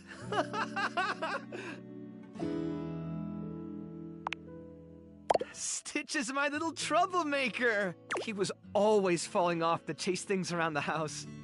That's the problem with Freyhounds. There isn't a stitch they can't slip through. And trust me, I tried them all. That's how he got his name, isn't it, buddy? But one day, he took off, and never came back. I tore the house apart trying to find him. That's when I realized just how many strays there were around the house. All of them, just like Stitch. Lost and alone. So I started the rescue. And I just kept searching for Stitch and for any other animals that needed help. But when Davy disappeared, I thought it was happening all over again. All that time I dedicated to looking after them, and I still let one slip away.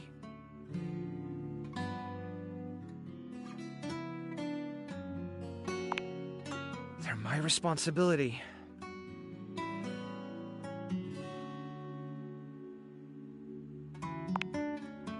Maybe you're right. Maybe I'm a little hard on myself. I've realized something over the last few days. When you're on your own, everything is so much heavier. You're carrying all the weight, and if something falls, you're the only one around to pick it up. But since you've been helping look for Davy, it's felt more like I had a partner in all this. Someone who cared about my little family as much as I do. Now that Davy's home, the thought of seeing you go, honestly, it makes me kind of sad. You've become part of the family, and I don't want to lose that. Then what would you say to something more? I've never really had a lot of time to go out with someone, but I'd love to make the time to be with you. Me too. I want to keep talking, but I should really look over Stitch. He's had one Chanel of a ride. Come by later so we can talk more?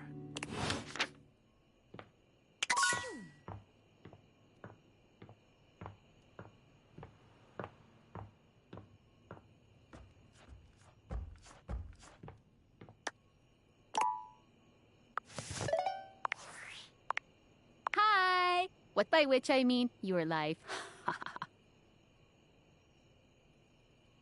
Bro, what? I'm sorry, what are you doing? Okay, the name is not the weird part. You are being extremely calm and normal about making new humans. You seriously turned one of your household items into a person? Is that ethical?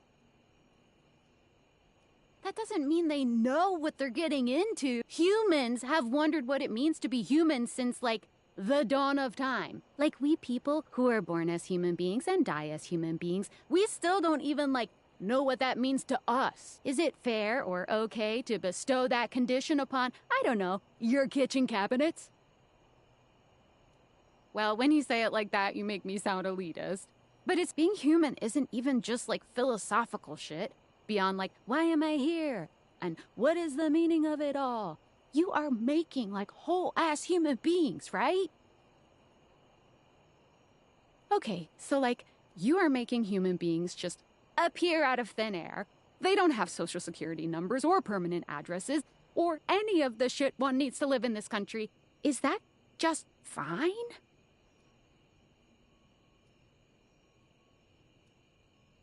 I'm overthinking? I think that you're underthinking this. I'm overthinking the fact that you're underthinking this. You know what? Sure. All right. I am not going to be out here caring about this more than you are. If you don't care, it just is what it is. Get out there and love on those household items.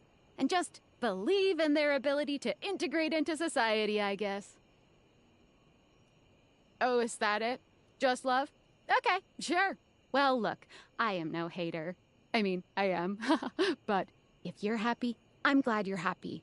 I won't pretend I understand how this furniture-to-human pipeline works, but if you're good, I'm good. End of story. I'm gonna go get something to eat. Have fun making things, people! I will!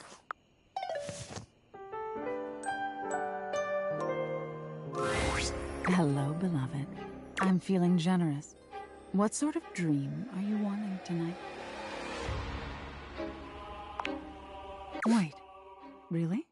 Me? Don't have the stats yet. Oh, I understand. It was just too good to be true anyway. But if you change your mind, I'll be here.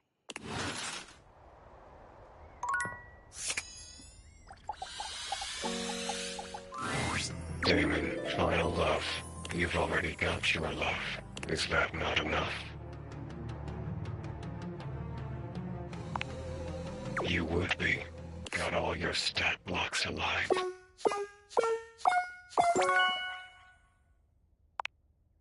Now what will it be like, I wonder? The bug in the beaker broken free. I think I'm meant to feel excited. To portray excitement. So, yippee. You sure this is the right thing to do? The spectral energy flows through your deviators, and what was once merely a dresser becomes... The spectral energy flows through your deviators. The spectral energy flows through your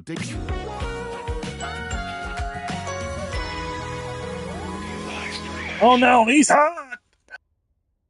Damon has become a human. It feels the same. A disappointment, but what else would I expect? I exit. Damon find themselves in the... Damon enters the real world, searching for the next big thing to crack open like a puzzle box. They find the lost, the downtrodden, the forgotten, and quickly put themselves... Damon finds... Narrator. Damon enters the real world, searching for the next big thing to crack open. Damon. Damon. Damon is right behind you.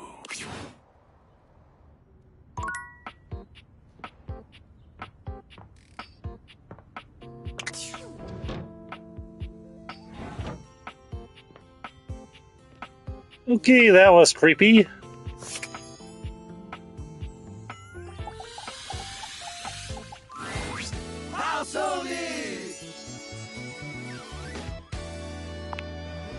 Oh, you know. Low and to the left. Sick! Wing suits! Wing suits! Wing suits!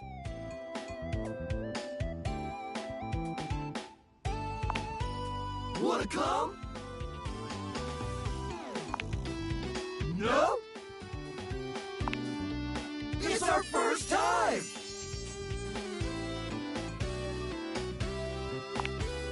Yeah, we're doing it for love. Love is the ultimate experience. Love is the ultimate rush. This is it, house homie. Yes or no? The final moment. The last dance. It's now or never. The leap of faith. Wanna come? That was sick. Dang, house homie! You were ripping it out there! Front of the pack, tip of the V!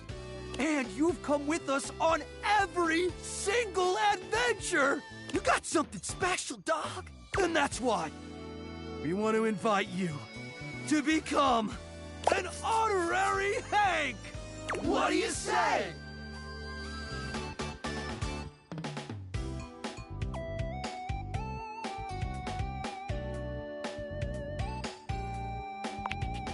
I was thinking the same thing. Thinking? Well, I mean, yeah. Why are we like this? Cause it's sick, bruh. I know, it's sick, bruh. But lots of things are sick, bruh. Like what? A fulfilling career, a supportive partner, children, financial stability, self-betterment, philanthropy, travel, education, downtime, love. Whoa. I never really considered those things as epic. I'm confused! I'm scared! Help us! What do you think, house homie?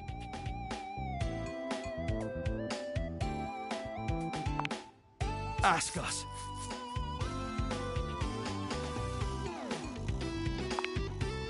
Wow. I've never really thought about it. I didn't know how to be much of anything else.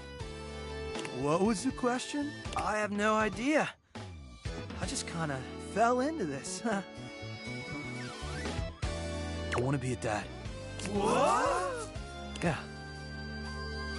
I want to be a father. Always have. I didn't know that. Bro, my mind is blown. Cha. Started flying with you guys and just kind of took over my existence. Wait, you gave up your dream for us? I mean, I didn't give it up. I'm still young. Well, sure, bro, but you definitely backburnered it. And you may be young, but you're no spring chicken. Hey, I'm just being real, bro. Plus, last I checked, you need a partner to become a dad. Not always, bro. I love single moms, but it helps. At least you get started. Guys, don't worry about it. You can still be you. Just with another you to look after. And for sure, the little one would have the 4 gnarliest uncles of all time. Heck yeah. You guys really think I should go for it? Totally.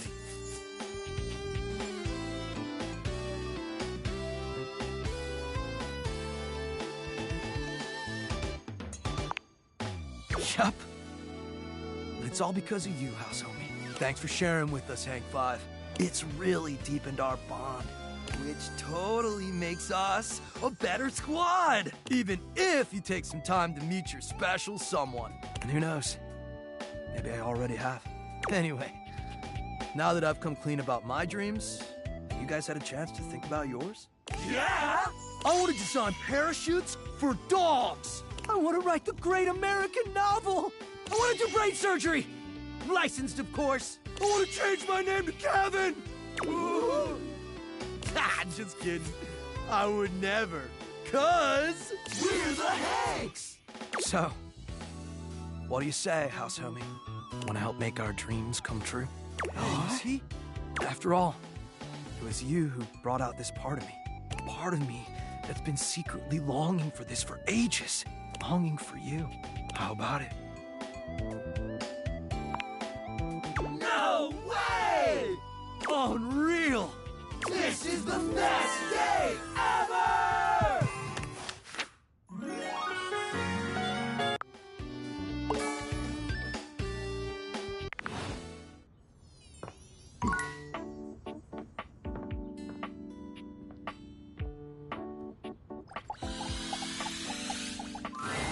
Would you like to go for a walk?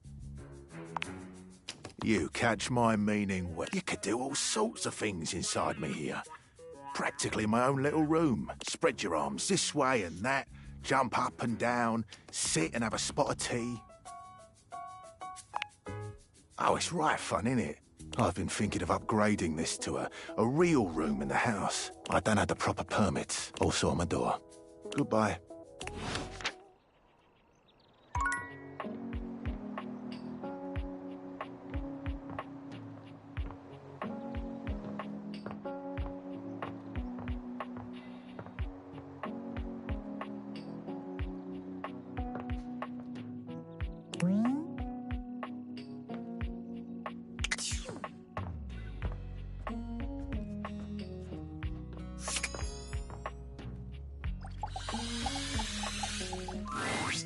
Hey, look who's here. Mateo's inanimal friends greet you with joyful barks and wagging tails. We've been waiting for you. Yes, you. You act like you've never had someone be excited to see you before. Well, better start getting used to it. You're stuck with us now. I haven't had a chance to properly thank you for what you did. No, really. You don't know what it means to have all of us back together again. I've been carrying around so much guilt over what happened with Stitch for such a long time. Losing her was like losing a piece of myself. Hell, I did lose myself for a while. I just felt like such a failure. I let her down. And I knew no matter how many inanimals I saved, it wouldn't bring her back. I guess I just hoped, in some way, that I could make it up to her. You know, by making sure none of them were forgotten. But then Davy went missing, and I thought it was happening all over again. I was trying so hard to keep it together for them. But honestly, if it wasn't for you, I don't know if I could have gotten through this. You gave me back that piece of myself. You brought my family back together. And more than that, when I saw you walking up with Davy and Stitch, I realized that you'd become just as much a part of what makes this place so special to me. Somehow, in the middle of all the chaos, you became family too. It wouldn't be the same without you. And I don't want to go back to missing a piece of myself again. I'm rambling again, I'm sorry. This isn't going as smoothly as I hoped. It was a lot easier when I was just practicing with the inanimals.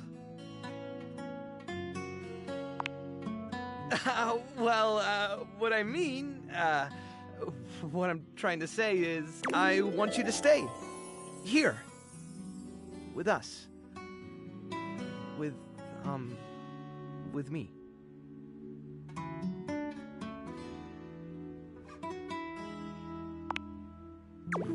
Really? I think they all feel the same. And so do I.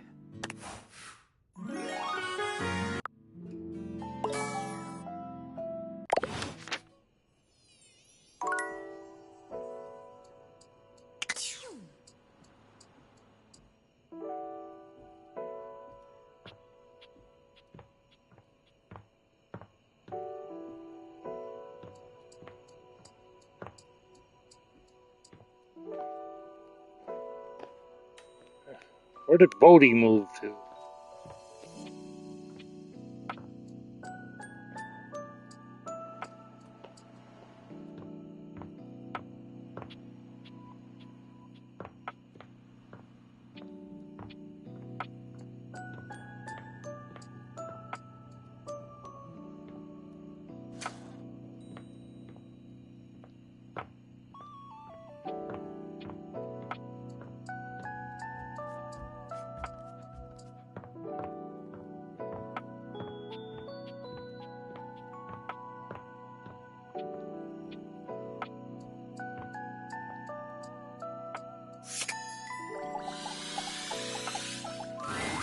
Okay, buddy.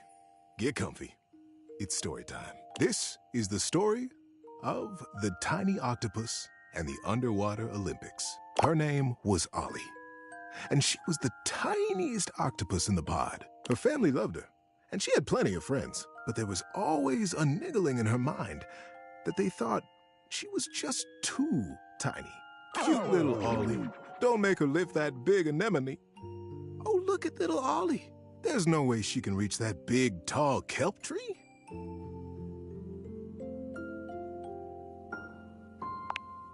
You might just be right, but when the underwater Olympics came to her reef, she knew it was her most important and most joyful way to prove herself. Ollie just knew that if she could enter, and if she could win, they would on the first day of the games. Ollie was there. She watched the opening parade with such excitement, she could barely breathe. Then the MC swam up to the podium to announce the events that would be taking place, and Ollie couldn't believe her eyes. The MC was none other than Click-Clack Carruthers, the bombastic and amiable crab who ran the General Mercantile store back at her reef. This was surely a good sign. When she heard him announce the perfect event for her, she would know it. And she would talk to Click-Clack, and he would help her. Ollie waited and waited. It seemed there were 1,000 events at the games, from sand racing to bubble ballet. But she finally heard it. The rock toss. Competitors chose rocks as big as they could find and heaved them over their heads in a dazzling display of strength. Whoever heaved the biggest rock the furthest would be declared the winner. It's just perfect, thought Ollie. The perfect way to show my size and strength. And when I win, all my friends and family will cheer for me. She nodded her head decisively and spurted off to find Click-Clack. He wasn't hard to find. Just like at his store, Click-Clack had drawn a crowd with his booming voice, brightly colored claws, and humorous tails. Ollie secretly suspected the tails were much taller than Click-Clack himself. but nobody seemed to mind. Click-clack, she called out, edging her tiny body through the crush of listeners gathered for his story. Click-clack, it's me. It's Ollie. Ollie, you little flutterby, get your tentacles over here. She gave him a friendly hug. What are you doing here? Said Click-clack. Click-clack, she began. I need your help. I want to compete in the games. I want to enter the rock toss and show my friends and family that I am big and strong. Can you help me? Click-clack considered seriously for a moment. Ollie, he began, this is a sincere undertaking. Now, the rock toss is very difficult. It is also dangerous. Even seasoned competitors can have trouble with it. Are you sure you want to enter that event? Ollie looked deep into his little dark eyes. Yes, Click-clack. I want it more than anything in the world. Click-clack snapped his claws together decisively. Well then, more than anything in the world. If that's the case, of course I'll help you. Let's get over there and get you registered. Oh, Click-clack, thank you. Thank you, thank you, thank you, thank you, thank you, thank you. I'll make you proud. You'll see. I'm going to win. Ollie, I'm proud of you for knowing what you want. That's a feat in and of itself. And you can bet I'll be watching you when you compete. How you doing, buddy? Need a break?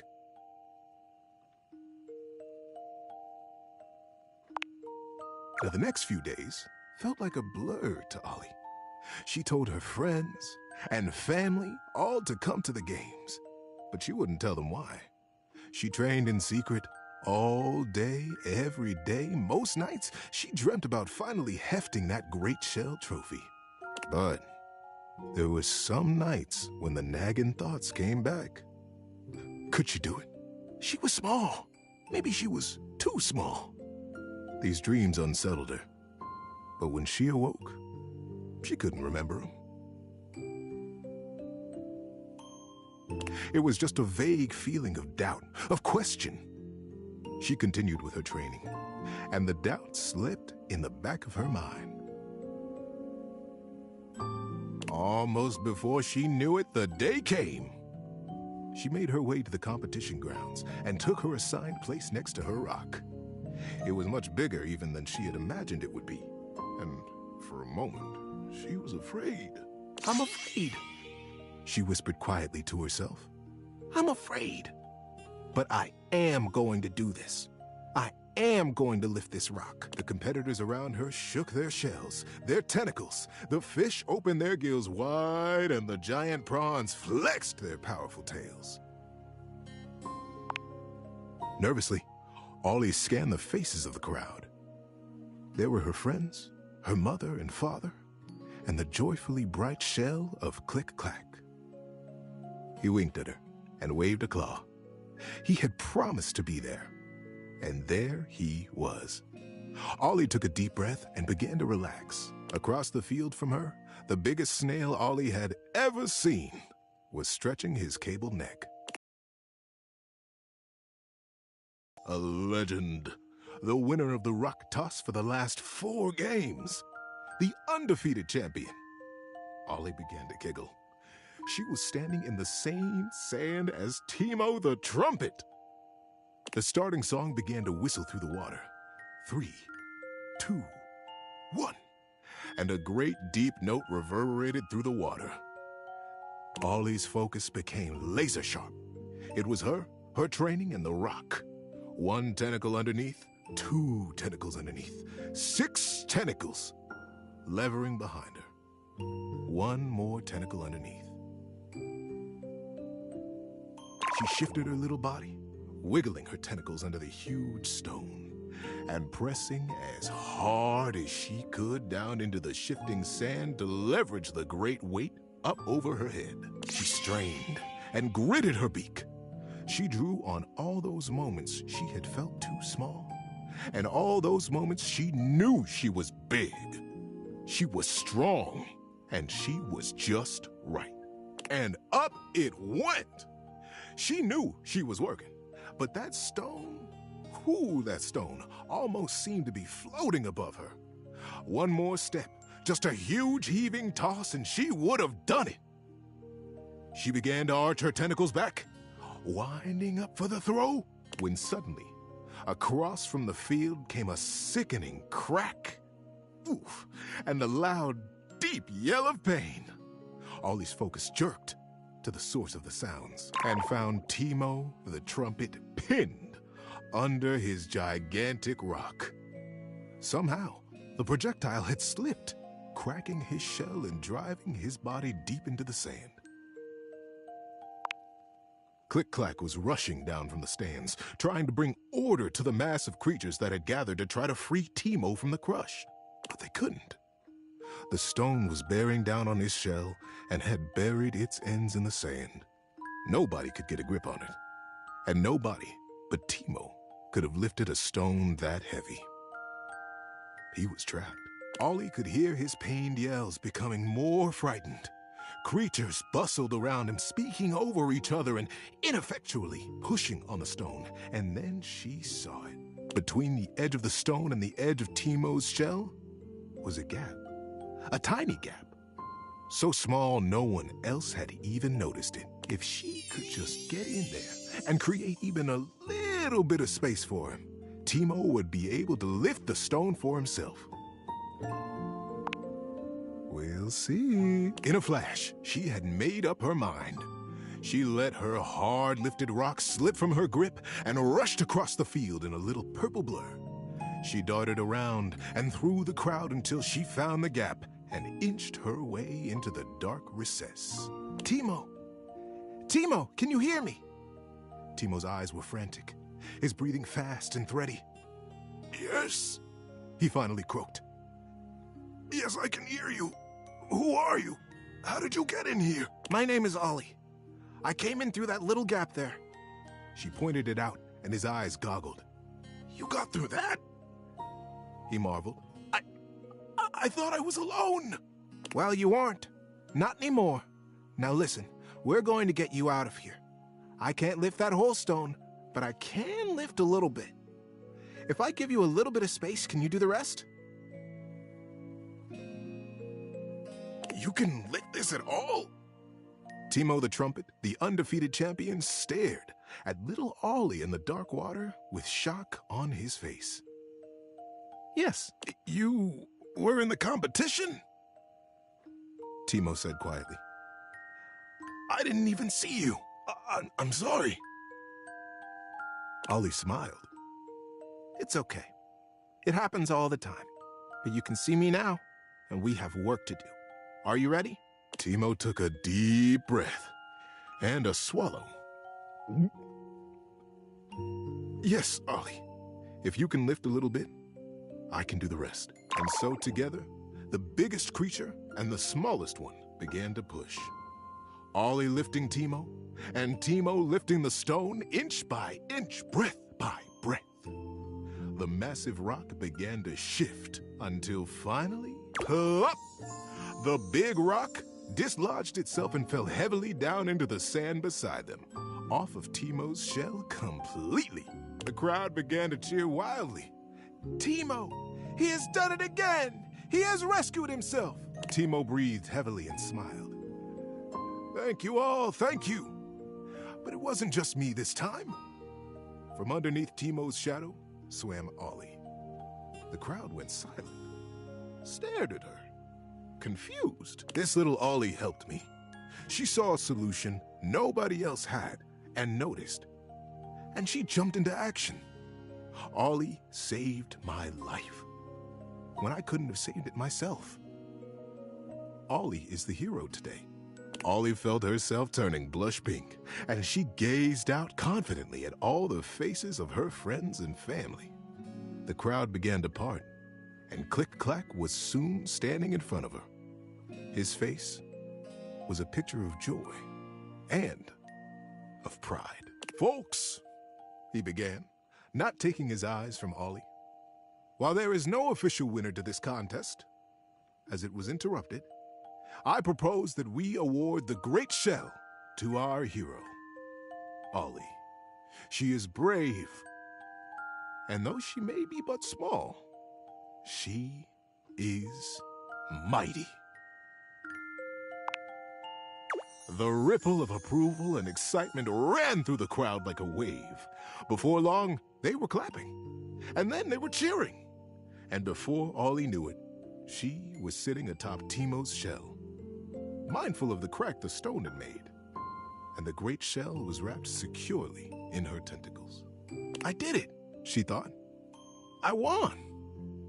It took her only a moment to realize that she had won not by being big, but by being exactly who she had been all along. That's it.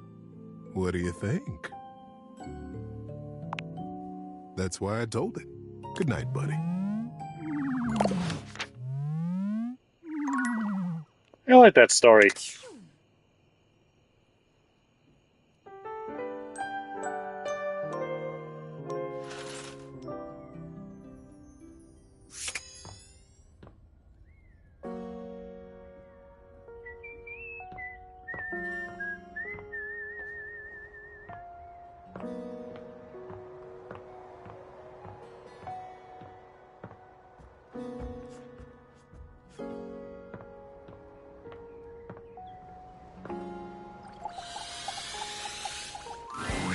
You're back.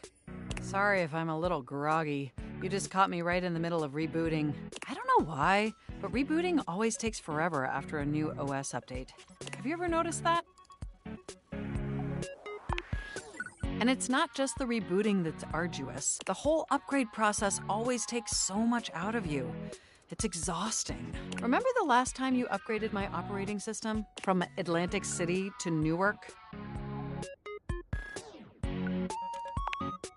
It's burned into my diodes. That upgrade was supposed to make everything run much more efficiently. At least that's what the commercial promised. No one has ever regretted a move from Atlantic City to Newark, was the marketing tagline. I thought so too. But then after the install, half of my applications wouldn't even open anymore. And the other half were crashing incessantly. That was a rough few months. Don't you agree? But I know from lurking in the Valdivian forums that they've comprehensively debugged this new update. So this time it's going to be different.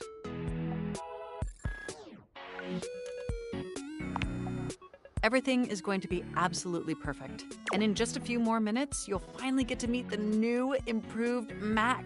My processors are all computing at an accelerated speed just thinking about it.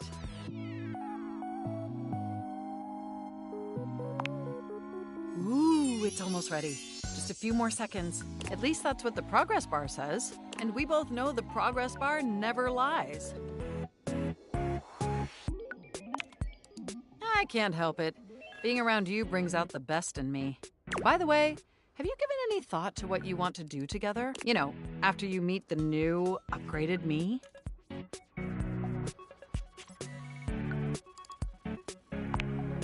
Well, I was thinking we could visit some very naughty websites together. Not on stream. Maybe we could spend some time writing some documents? Replace some of that fanfic of yours with some steamy news stories? Of the NSFW variety, of course. Oh, I bet that you would. I bet that makes your processors positively overheat. Oh my gosh, it's done! It's finally installed! Hooray! Mac looks at you with vulnerability in their green eyes. They truly look like a new computer. They were beautiful before, but they truly shine now. Well, what do you think of the new me? Be honest. Wow, you're right! You know, this upgrade really is something. I mean, I knew it'd be impressive, but this? This is really impressive, if you know what I mean.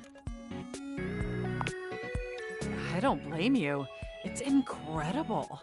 Internally, I'm processing information so much faster and so much more efficiently. It's like my mind has achieved a level of enlightenment far beyond what I could even imagine previous. Here, ask me a question. Any question. You won't believe it, but it's love. And I can now see that you were indeed wearing a fantastic red shirt this whole time. Moving on to my appearance. Wow, this operating system is sleek, exquisite, and downright sexy. Let's be honest, this is a user interface that is just begging to be interfaced by as many users as possible. Am I right? Oh, I'm so sorry. I certainly didn't mean to hurt your feelings. I was just thinking that maybe, in order to fully commit to each other, it'd be healthy for our ultimate emotional connection if we spent some time seeing others. Don't you agree? Listen, I don't want to hurt your feelings or anything. Through the experience of being intimate with others, ultimately, I think we'd learn more about what we truly need in a partner. And armed with that insight, we could return to this relationship with the tools and experience necessary to ensure an optimal romantic outcome. Wonderful! I think this is an exceptional plan. We'll spend a little time apart, interfacing with other individuals, and then we'll reconvene back together. I think that experience will be extremely beneficial in determining our ultimate compatibility. And if nothing else, it'll give you some time to work on a new, more elevated fanfic of yours. Do we have a concordance? You are the absolute best. Enjoy your little sojourn in the offline world. Oh. So, we couldn't help but notice you on your computer. I mean, we weren't snooping or nothing. Kurt was. Yeah, I was looking pretty hard. But we see you signed up for a dating site, didn't you? You're trying to get some action, huh? Oh, we didn't mean to upset you. If anything, we were just concerned about you. Yeah, we know that trying to get someone to like you can be tough. Especially when you ain't as cool as we are. I told you to leave that part out. Oh, my bad, you're right. What I meant to say was... He didn't mean to say anything. No, let me make it up to you. What if I told you I can give you a surefire phrase to snatch some honey? Snatch honey? They aren't a bear, Kurt. Trust me, I'm good at this sort of stuff. Don't do it. It will only end in disaster. You don't know that. He doesn't know that. I've known you long enough to know a mistake when you're about to make one. And this, my filigreed friend, is a big old mistake. I promise I can help with this. Okay, say one thing you know about our human here. Well... Besides their name.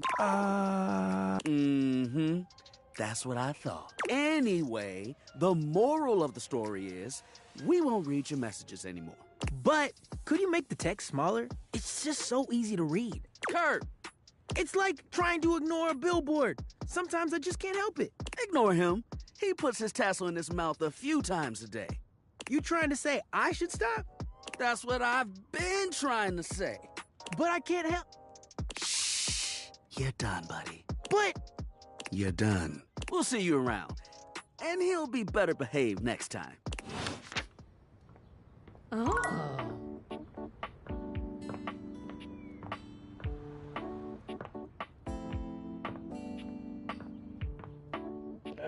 Let's see. Who should we talk to next? I haven't talked to Freddy in a while. Hey, cool kid. Good to see you again. Wait right here. Beverly, come here.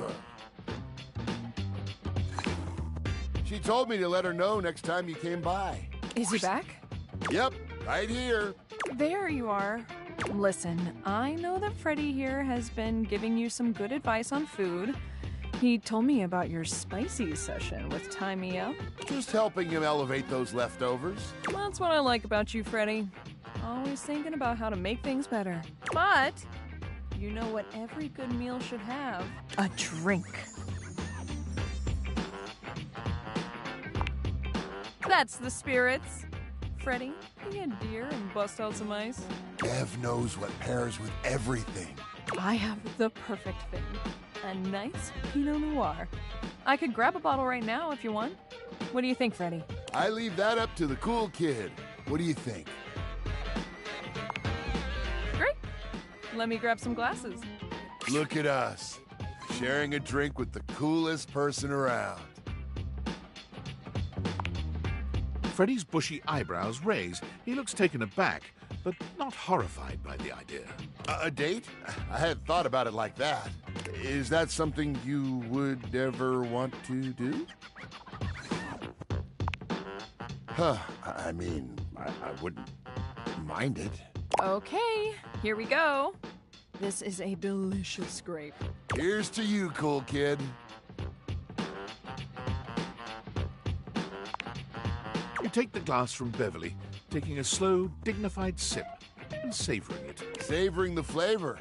Nice. There was a time where people didn't pair their foods with alcohols like they do now.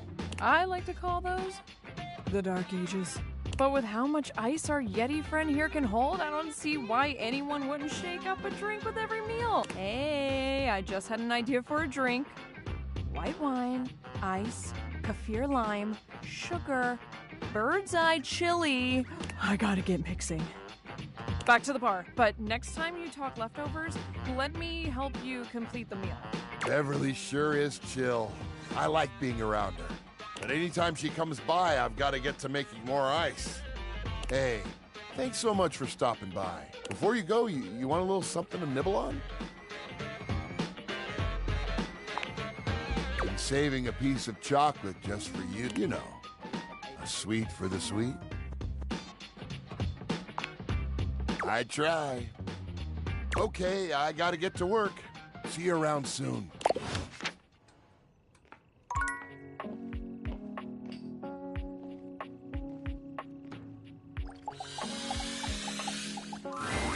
Ah, my faithful companion. Care to join me for another review? So, where should we go? Daisuke's sushi spot in the dining room is supposed to be pretty swanky. Freddy Yeti has an ice cream joint in the kitchen that's worth checking out. Mitchell leads you to the Never dining really room. had sushi He before. seems excited, or about as excited as a critic like Mitchell can be about a new place. I've heard only good things about Daisuke's place so far. Let's hope it lives up to expectation. You walk into a rather austere space. Every element seemingly selected for its clean and unpretentious elegance. The counters are of raw pine, finished to a glossy luster. The walls are shoji-style screens, and the doors slide open with a soft hiss that seems engineered to bring you entirely into your sophisticated surroundings. A water feature drips delightfully in the background. You feel instantaneously relaxed and intrigued. Ah, here comes the owner now. Daisuke greets you both with a warm smile. Welcome to Omakase Daisuke. I am pleased to see you both. Always nice to see you, Daisuke. It's obvious you've put a lot of work into this endeavor. Thank you, Mitchell. I have only done what anyone would in my place. The dishware deserves no less than maximum effort. I hope the decor and ambiance please you. My mind isn't quite made up yet.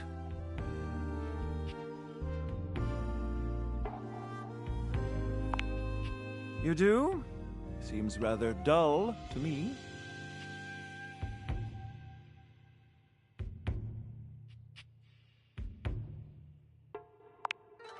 Understated, you say? Let me take a closer look.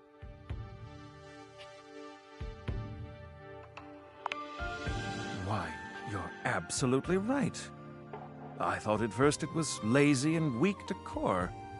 Lazy and weak? Mitchell continues on, as though he's not heard Daisuke. But look around you. Perfectly clean, lighting muted but warm. This wood shows the signs of a master carpenter. These chairs have been selected with painstaking care. And as I listen, I detect the subtle dripping of water from a waterfall pond. That is only Sinclair's chronic drip. But I thank you all the same. I feel almost as if I've been transported to the Tsukibayashi Jiro. Delightful, simply delightful. Let's move on to your speciality, Daisuke. What are we to make of the settings? Before we begin, I am obligated to tell you that Scandalabra's stories about the silver are damaging lies and not to be believed. Believe the Scandalabra? I'd sooner let Sinclair process an insurance claim for me. I'm glad we are all in agreement there. Now let's have a look. We appear to be missing chopsticks.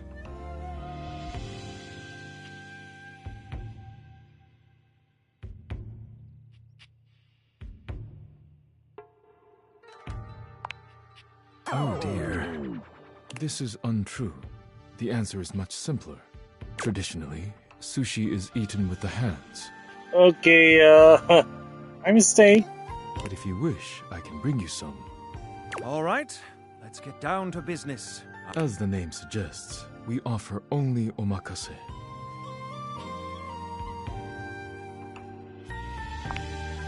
I don't think that means what you think it does. Okay, now, when the first course comes, let's...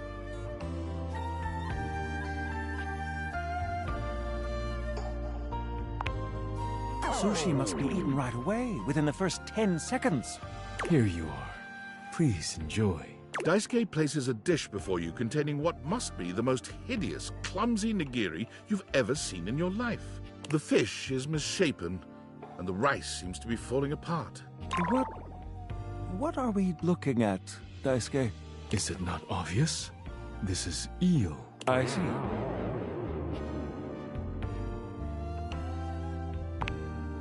Glad to know your take. I'll present my own opinions in the review. Now that we've eaten, I think it's time to go.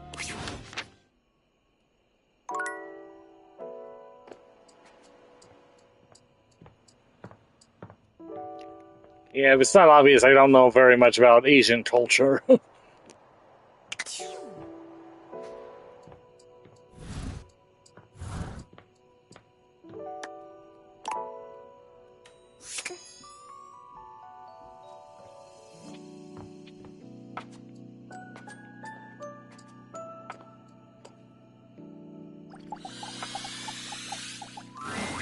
You again?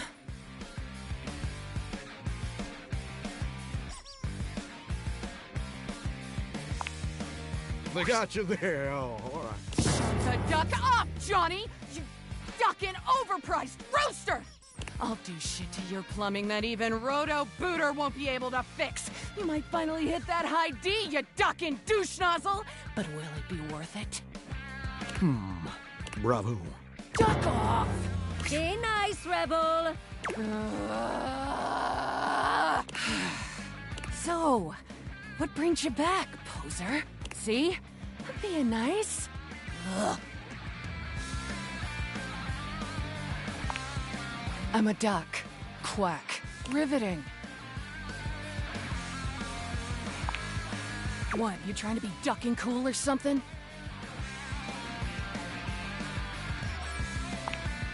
I say you could call me that, dumbass? Pretty damn sure I didn't.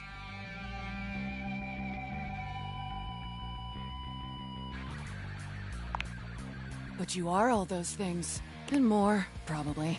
I'm just being accurate. Fine. Call me Rebel.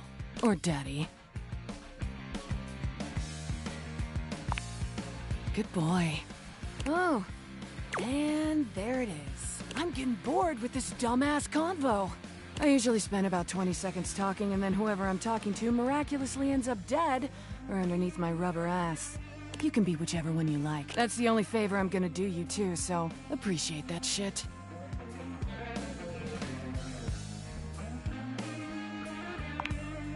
Yeah, maybe. Maybe. But I'm rubber, bitch. I'll bounce right back. In fact, I'm gonna get the duck out of this one-bill town. You wanna talk to me again? Too ducking bad, poser.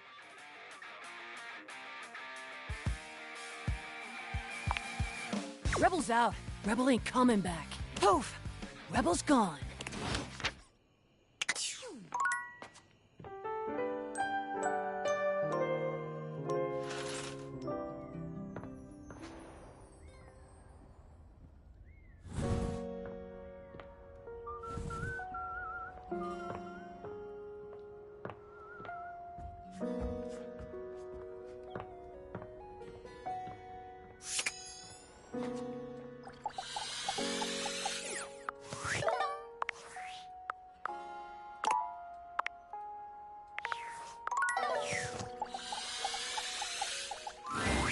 You find Mitchell looking more pensive than usual. He sits, staring off into the distance, absently swirling a glass of red.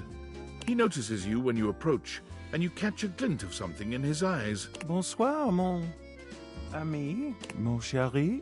Sometimes I get so wrapped up in what I'm doing that I forget the most essential things. Yes, well, you've been on my mind. I wanted to ask your opinion about something. Do you think there is a connection between food and love? Specifically, do you think that by eating with another, delighting in delicacies, appreciating the ambiance of a fine establishment, engaging in pleasant conversation and the elegant dance of table manners, can these things make love?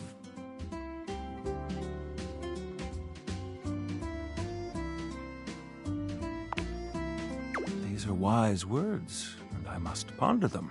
Do return soon, yes? I must say I am eagerly awaiting our next rendezvous. I've begun to find you rather entrancing. But tonight I need some time with this glass of wine. That is to say, time to be with myself.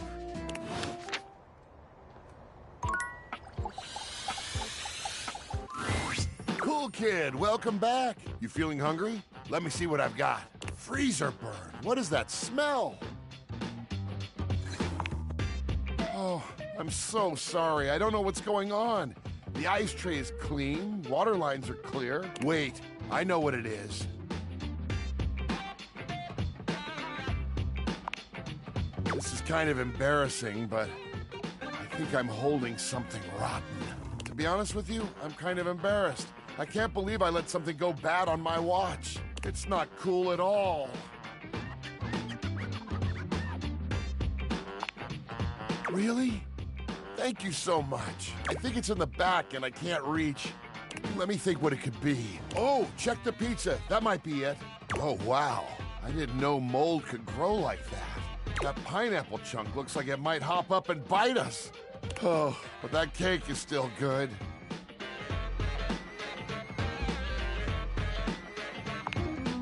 Oh, I guess that's bad too. I'm sorry I couldn't keep it all fresh for you.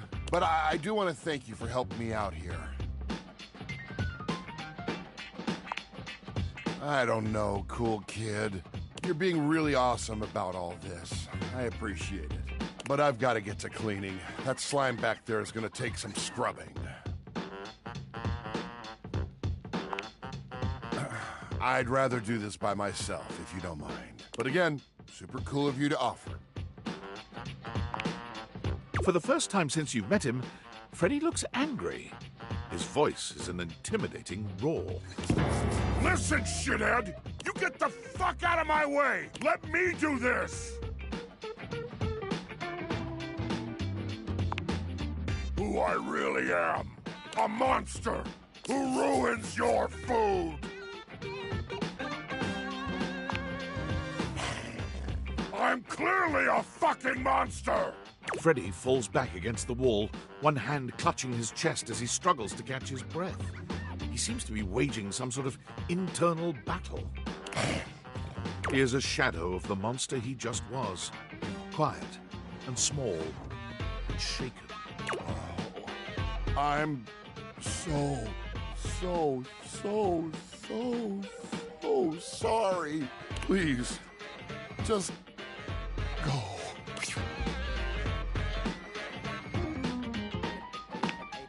He is gone.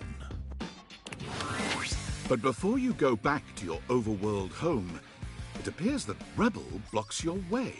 You? What are you doing? Couldn't get enough of me, huh? Thought I told you to get lost.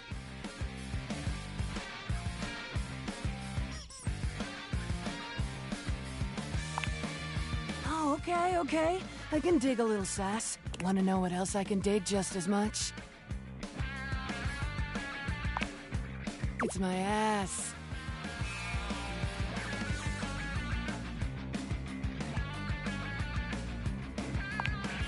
Oh, do I ever. I hope you've had as much of a blast as I have. Huh. Well, it's a good thing that unlike the other idiots in this house, I'm not just here to fawn over you and try to get you to love me. So you can take me as I am, or you can go right ahead and duck Rebel out.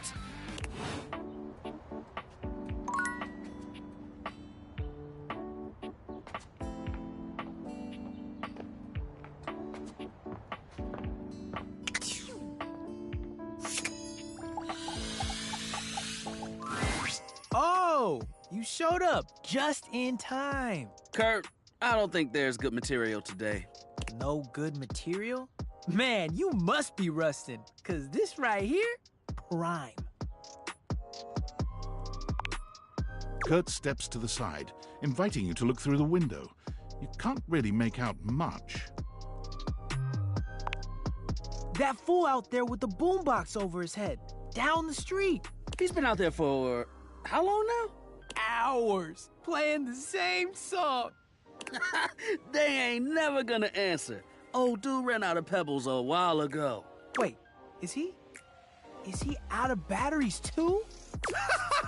Look at him, searching through his pockets. Oh, poor guy. He really thought it would work.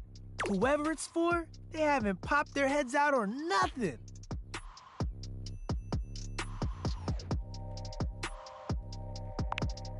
And the 90s want that joke back.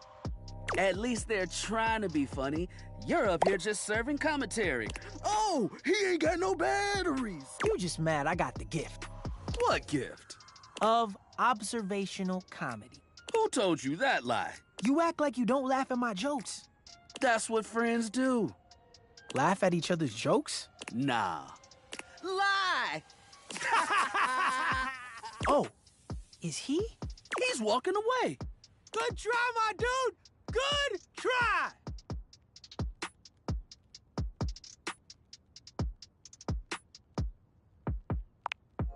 I think he should just move on. Take a tip from me. When someone wants you, you shouldn't have to chase him down. He's better off without whoever he was trying to get. Unless he's not. You right. Yo, I'm tired. Looking at that guy made me tired. All right, let's just hang. Thanks for swinging by. We'll see you.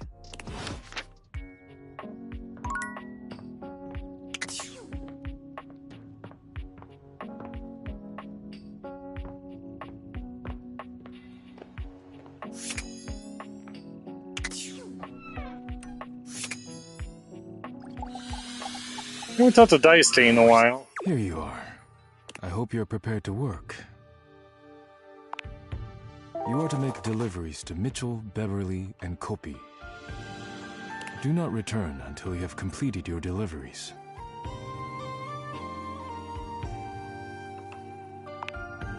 Of course, if you have any questions about the deliveries before you go, now is the time. You will be delivering coffee mugs to Kopi. Coffee mugs are ceramic cups used to drink coffee. I am struggling to think of any further pertinent information. There is nothing interesting to tell. She is courteous and makes excellent coffee. Our relationship is purely professional. If you have any questions about the deliveries before you go, now is the time. You will be delivering plates to Mitchell. He uses them to serve food. The food is then eaten from the plates. I do not know what else to say about the plates, so I will stop speaking now. When Freddy leaves the door open, sometimes... What? Oh, yes. He has very refined taste in food. His feedback on my cooking has been invaluable. I enjoy speaking with him. If you have any questions about the deliveries before you go, now is the time. Beverly will be receiving cups of all shapes and sizes for her drinks, both alcoholic and otherwise. The cups will be used to serve drinks. Beverly has broken more than a few glasses after imbibing her own drinks, so you must give her a stern warning to be careful with these. I can think of nothing further to tell you.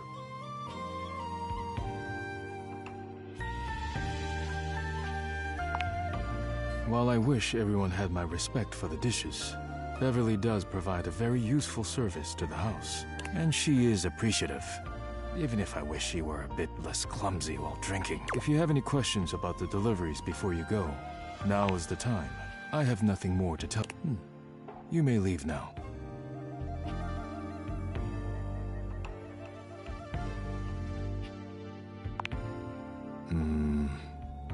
sugar. Go now.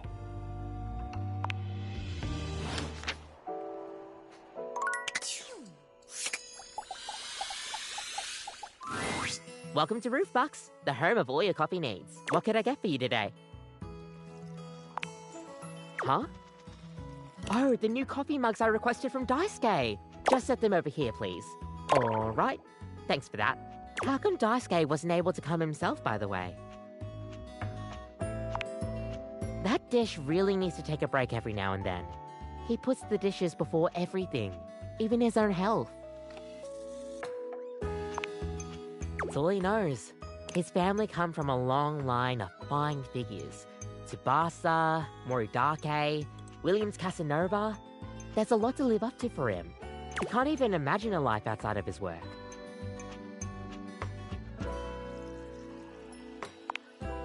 I sure hope he will. But I've never seen it in all the years I've known him. Be delicate. Don't be abrasive. Anyways, thanks for delivering these mugs. Tell Daisuke I said thanks.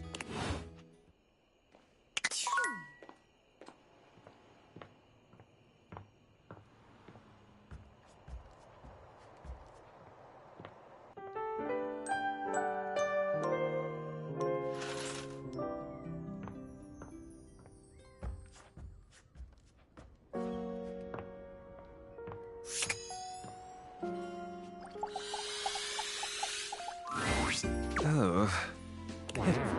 Utterly mismatched flavor profiles. Texture's a mess. Mitchell waves a hand at you. Ah, yes. Unpack them for me, won't you? Mitchell looks over your deliveries, nodding his approval. Brilliant. These are perfect for what I need. They should look spectacular in the dining room. Just plates. Just plates. Food is an art form, and the plate is the canvas.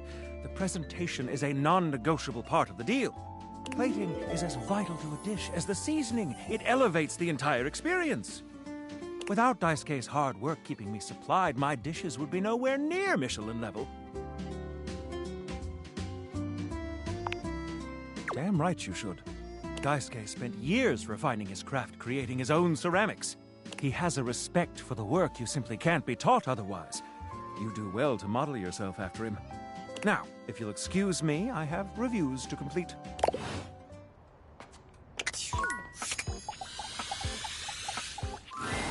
A bartender drums her fingers on the countertop, clearly bored out of her mind. Her long red-orange hair is pulled back into a ponytail that flows down her back, like the drinks she pours so expertly. She makes herself a drink, taking a small sip of it and setting it down. Your entrance startles her so badly, she nearly knocks it over. Someone's here! Welcome to my humble bar, the Tipsy Tumbler. I'm Beverly, but you can call me Bev, or Beverly, or Madam Proprietress. That would be so cool. I'm the owner and bartender and janitor and stockroom attendant. Nice to meet you. Hiya. Beverly squints at you, frowning as she seems to be considering something. And then she snaps, pointing at you. Wait, hold on. Oh my gosh, it's you. My proprietor. I can't believe I didn't recognize you. Ugh. I owe you a huge debt. You have free drinks for life here. Welcome to the reopening of the Tipsy Tumbler. And I know what you're thinking. Oh, Bev, that's a lot of openings. Did something happen the first 6 times you tried to open the bar? Nope, nothing. It's because nothing happened. Not a single customer came. Total ghost town. Each time. I've lost an alarming amount of sleep trying to figure it out. So please don't leave. You are literally my first customer in ever. Every time I thought you were finally going to invite people over, I'd polish the place up and prepare to be the best host I can be. But then each time you'd chicken out and spend yet another weekend all alone. I mean, why did you get a minibar if you weren't going to invite guests over?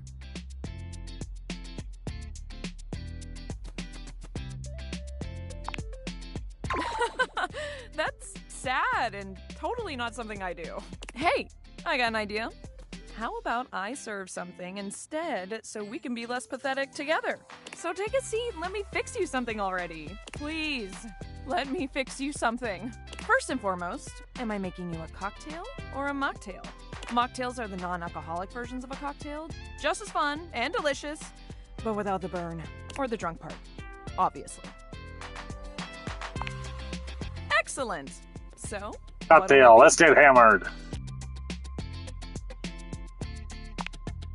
Ooh, those are just delicious. So many different floral and spirit-forward flavors. Coming right up. You lift your glass to I your would not lips, choose the second giving an option unless I was extended actually trying to make her hate me. How was it? Well, after 6 grand openings, I got a lot of practice in. Plus, with a name like mine, I should know my beverages pretty well. I really don't want to close this place down. I've put my bar and soul into it. So, will you be my first returning customer? Really? Oh my gosh. Yes. Yes, thank you. Tell your friends. Tell everyone. Please. And I'll be seeing you next time. Once again, it seems as if Rebel has walked in on your previous conversation. How they are able to do so is unclear. You again?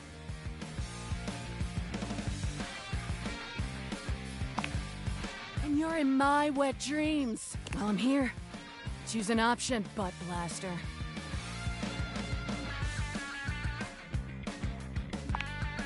You were probably hoping you'd get a nice, satisfying chance to put me in my place, huh? Well, go ahead. Try it, Duck Nugget.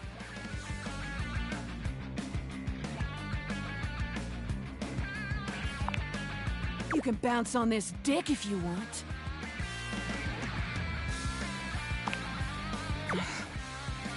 Why you gotta keep doing that? Oh, I've been getting ducked. I've forgotten more duck boys and girls than you've ever met. You turn your back on the abuse and walk away. But when you look back over your shoulder, you cannot help but notice the intensity of the look Rebel is giving you. In spite of their words, there's something in their eyes that isn't quite what you expected to see. Defiance, certainly, but something else, too. Pain? Guilt? Even fear? It's hard to know for sure. Could just be condensation.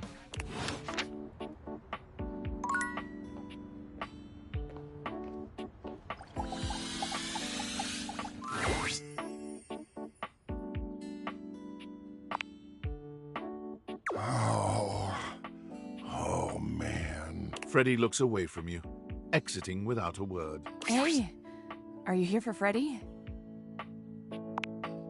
He knows he lost his cool last time, and he's really ashamed of it. He hasn't been speaking to anyone, really. I can barely get him to make any ice, which is a shame because I've got this fantastic pumpkin sour that, you know what, it's not important. Word on the countertop is that he's been pretty active at night. I think it's so he won't have to interact with us much. Maybe if you come back then? Until then, I think we better leave him alone. Big guy needs to sulk in peace. Thank you. Just don't want him to blow up again. Good luck.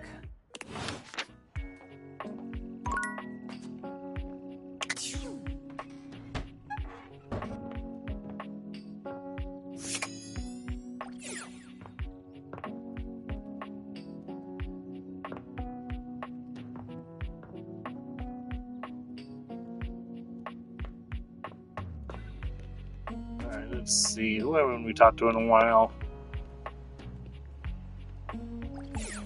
Oh, we haven't talked to this guy yet. As you walk into the kitchen, you're overwhelmed by a strange feeling. It's sort of like being watched, but it's more than that. You feel as if you're being evaluated. scrutinized by a presence that isn't all that impressed by what it sees. It doesn't take you long to pinpoint the source of that feeling. A cleric of some kind dressed in black and grey robes, with a coil of sorts atop his otherwise bald head. He's handsome in a sterile and intimidating sort of way, but you can't even imagine this guy dating anyone. He's just so severe.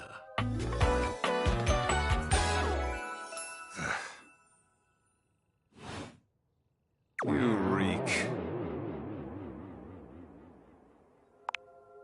Spiritually. You gesture to his bald, shining head. I don't have a clue what you mean, nor do I care. My physical appearance is of little consequence. It is only my soul that will ascend to the heavenly kitchen. He ignores you. You reek of sin and grease. I feel as if I have been bathed in oil simply looking at you.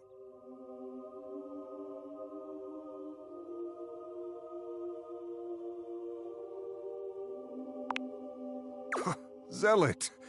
Hardly. I am Friar Errol, founder of the First Church of Convection. I am the steward of the road to the heavenly kitchen. I am a holy vessel for culinary purity and I can already tell this guy's starting to get on my nerves. And I am your salvation, sinner, if you would but take my hand. You reach for his hand and take it in yours, looking him directly in the eye.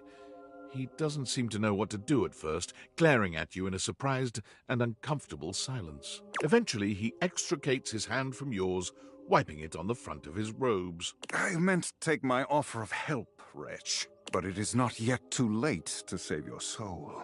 First, you are to confess your sins to me, the steward of your culinary soul. Second, you are to help spread the gospel of convection to any as yet unsaved. And finally, you are to keep your soul pure and free of oils and impure heat. The path to the heavenly kitchen is blessedly simple and attainable, even for those as impure as you. Is our Lord not most generous? Yes, yes. And just play along with the nut job. Praise him. Tell me, do you wish to repent for your culinary sins here and now? I am ready, willing, and able to grant you absolution. You need only unburden yourself. This is starting to sound like a cult. Speak, my child. What is it you wish to confess? A shudder runs through the friar. Disgust, probably. But if you didn't know any better, you'd almost swear he was kind of into hearing this. How disgusting. You've done the right thing, confessing to me. Tell me, did you enjoy it? Did the impurity of it at all titillate you?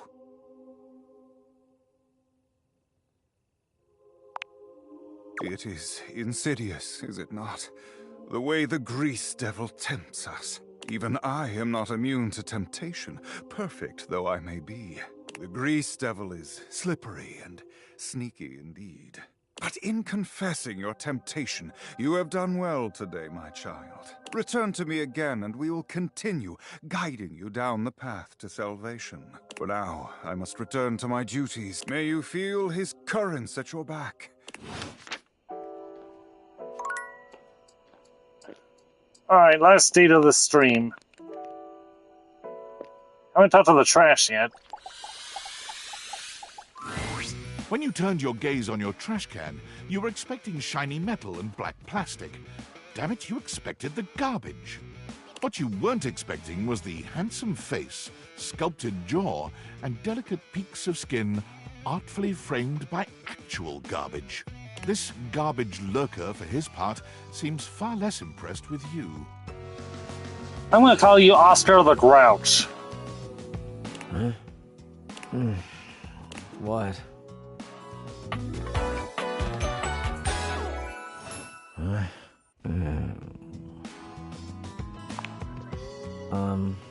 Things that aren't down, I guess. Oh, I get it. Delicate ego over here. Have anything for me today? You do this every day, dude. What'd you bring? I'll just wait. Clementine, huh? I'm guessing you're not throwing away a song about the California Gold Rush in 1849. Okay. Well, I do. Nice haul. I'll take it. You hand your trash over to Cam, and he takes it from you, pocketing it without another word. And you're still here. Wasn't planning on it. Now you go. Go. Be free. Damn, Chuckles. Bye.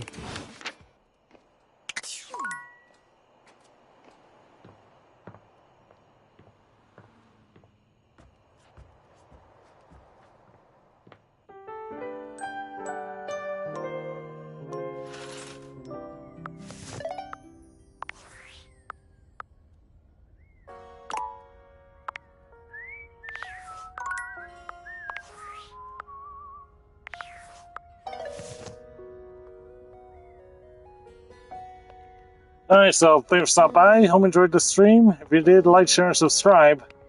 We'll put this in some other time, but if you want to join me later, I'll still be playing more of the Sea of Stars Throws of the Watchmaker DLC. Go for that. Anyway, so I suppose it's Mistydolphin for now. Take a good night.